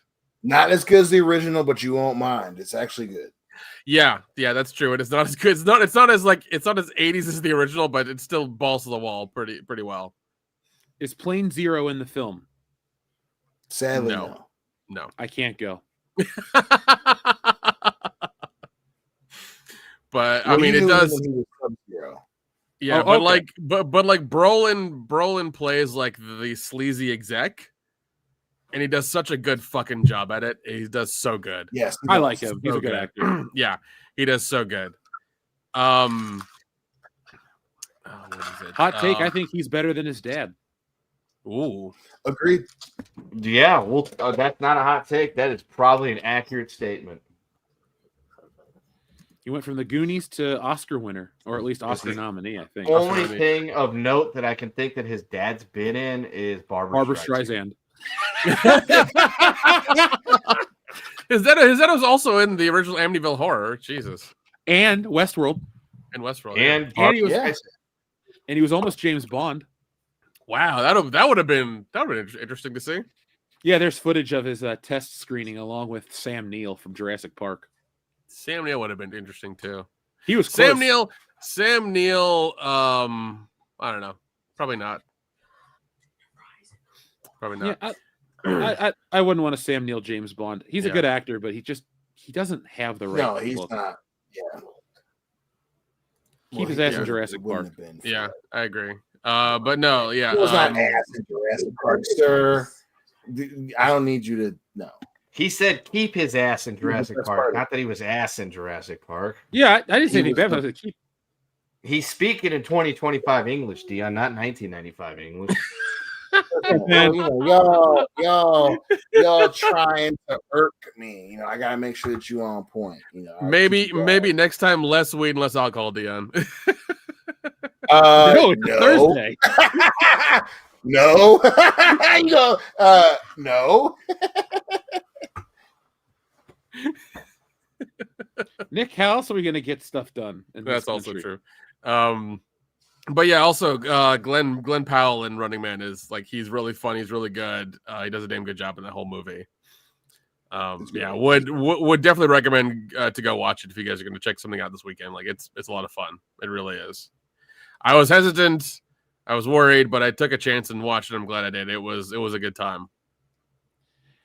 I've heard people like Predator Badlands too. Have you guys seen that one? I have not seen that. Not yet. I'm gonna take the nephew to see it, but yeah, I've not. But I keep hearing that one's like, actually doing good at the theaters.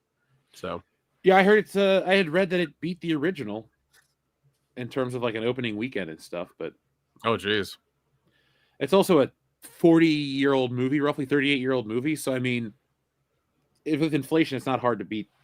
But anyway, yeah. Well, you know, studios are always looking for those little buzz things. It's like, oh my god, it's the greatest thing ever. It made more money on a Wednesday than the original Schwarzenegger film. Well, they did that shit with fucking Halloween 2018 as well too.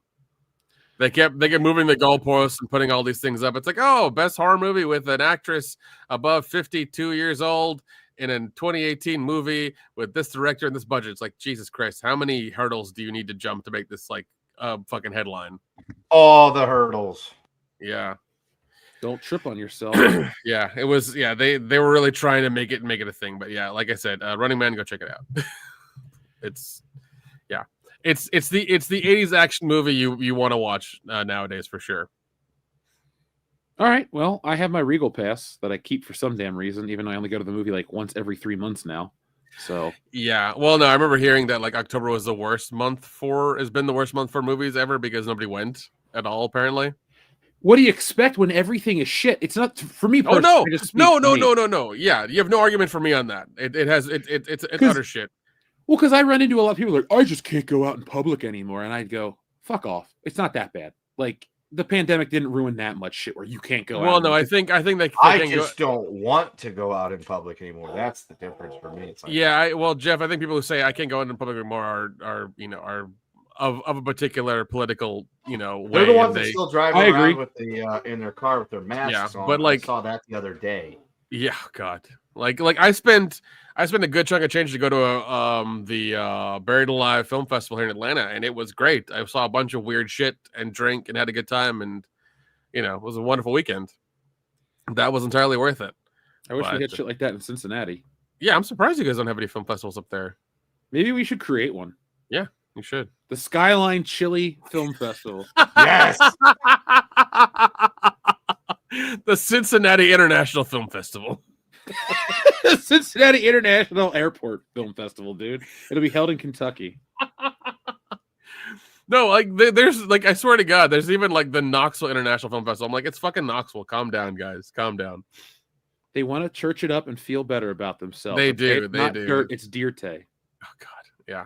But no, you should totally do the Skyline Chili Film Festival. I should unironically pitch them. It's like we would like to bring a film festival to Cincinnati and use Skyline and La Rose. It'll just be every local brand.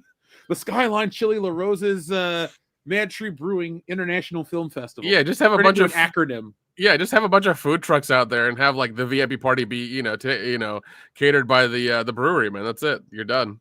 It's like cheese conies for everybody who attends. Yeah, no, that's what, like, dude, that's the shit that every film festival does. As long as you have sponsors, like, you can run it. It's fine. Yeah, and then what you do is you have the Gay Film Festival in Tennessee Festival. What you cut out? What was that? You have the Gay Film Festival in Tennessee. It's called, and you do it in Knoxville. And it's called Cock Knoxville. Dude, all of those people would fucking love that shit. Like Knoxville is like mini Portland sometimes, I swear to God. Oh no. No, sometimes, not all the time, sometimes. Okay. I was worried there for a second. They did elect Glenn Jacobs as their mayor, so like they're okay. They're okay. That's true. No, he's mayor of Knox County. It's different. That's still Knoxville. Knoxville's in Knox County there, genius. Well, there's not as many cocks getting Knox in Knox County. Say that 5 times fast. I can't. I couldn't even say it once. I was about to say, I was like, calm down, Kendo. Get all the cocks out of your mouth, Kendo. Yeah. That was the other guy. That's true, it is. We had to replace him for other reasons. We're not, bigoted, but he wanted to say the N-word on the show so bad. I was just like, no. What's not happening? Yeah. Jeez, man. But no, Jeff, you really should make a film festival up there for sure. I'm using that as a pitch to you that says you should come up here with me and we should present ourselves as a business. Oh no, I'll do it 100%. You tell me when and I'll be up there for sure. I have no problem doing we'll that. We'll screen Frankenthug and that Once Upon a Nightmare, and we'll watch that too. And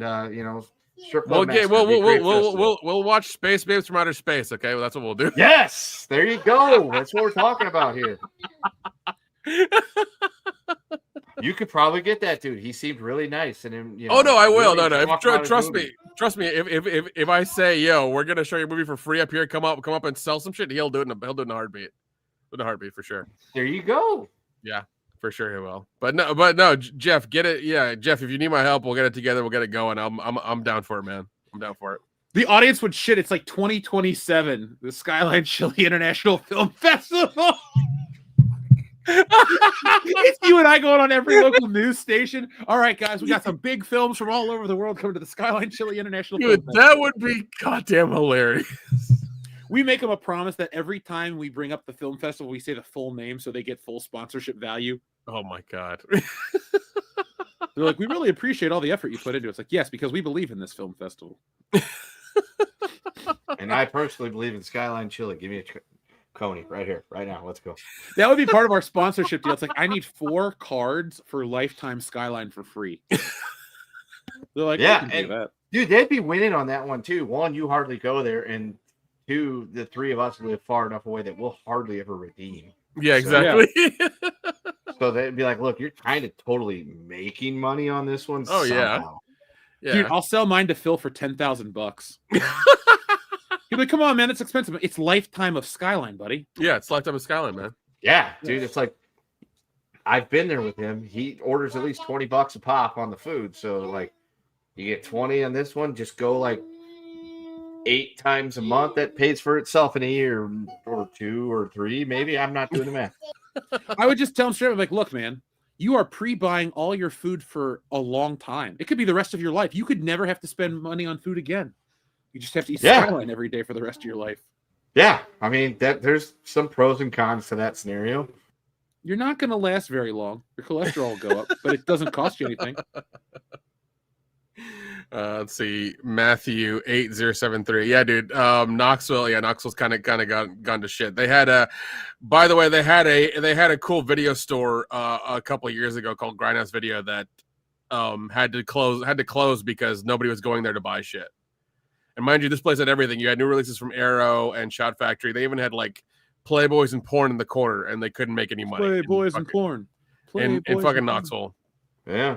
It was terrible. The football team went to shit, and so did the rest of the town, apparently. Yeah, I mean, the store's opening back up hopefully soon, but like, you know, they couldn't. Yeah, no, everybody in that town wants all the cool shit, but they don't want to spend any fucking money on it. That's why you need to have the Cock Knoxville Festival. Oh my God. If Ron Jeremy was still coherent, yeah, he could be the host of not persona non grata. Yeah, exactly. If he didn't do what he did, or if this was like 1999 or something, you know. Well, that's why we got to call up, Peter North and Lexington Steelback. Look, we can't get Ron Jeremy for obvious fucking reasons. We need you guys. Call Jenna Jameson. See if she's still, not sick. Yeah, Kingston Pike's fine. I mean, there's a Whole Foods there now. Is that the indicator that a place is okay? I mean, that or Starbucks. Like, it's one of the two. It's one of the two. People at my local Starbucks suck because they're all inside of Kroger's. Yeah. Well, Starbucks is closing like 500 locations nationwide because nobody wants to go there anymore. I wonder why you don't want to go and get overpriced coffee, and they have mold in their machines too. Oh yeah. Like, I mean, yeah, no, nobody, yeah. Like, I'm lucky. I have like 3 local ones near me, so like I can go over there and get whatever I want. So I mean, I drive past the Starbucks to go to Dutch Brothers.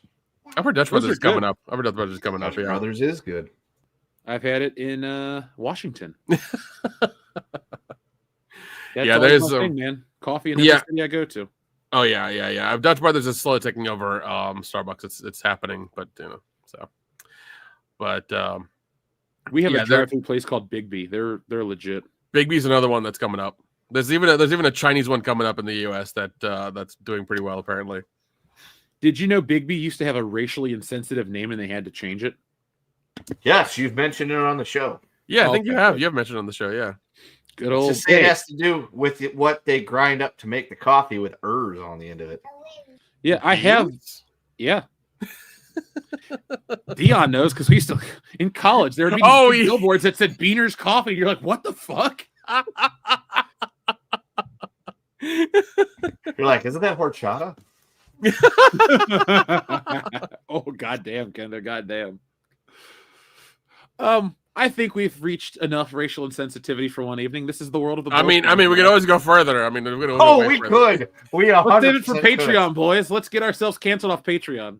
Yeah, be like, hey, tune into Patreon for $10 level. You can hear every racial slur we can find. Yeah, we'll talk about curses and we'll make up a few new ones too. Yeah, might as well.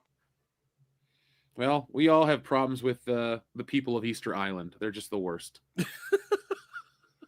So, folks, thank you for watching. We'll be back next time with more. There's a video out. Make sure you guys check that out to support the channel. I will be back on Saturday with another video. And then next week, we will not be here for Thanksgiving, but there is a Tuesday night show. So join us live if you need your world-class content fix. We know you do. We know you love us.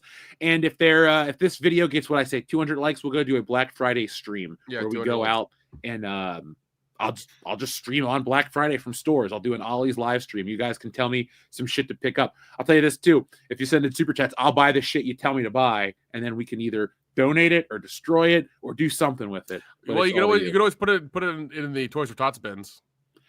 Well, remember, we always donate to Toys for Tots, but I like to give them good stuff because like they're kids that have a crap life. I don't want to give them crap toys. We don't want to give them unwanted Star Wars toys, Nick. That's true. Now, I will say, though, they have good wrestling figures there. So, like, if a kid got LA Knight or The Rock, I don't think that's a bad gift. Oh, no. Yeah, that's a good buy. Yeah, you can just buy a bunch of wrestling figures and put them in the Toys for Tots bin. You can lay the smack down. There you go. All right, folks. Thank you for watching. Until next time, happy Thanksgiving. And, of course, be smart, be safe, be cool, and always be excellent to each other. .com. Yes.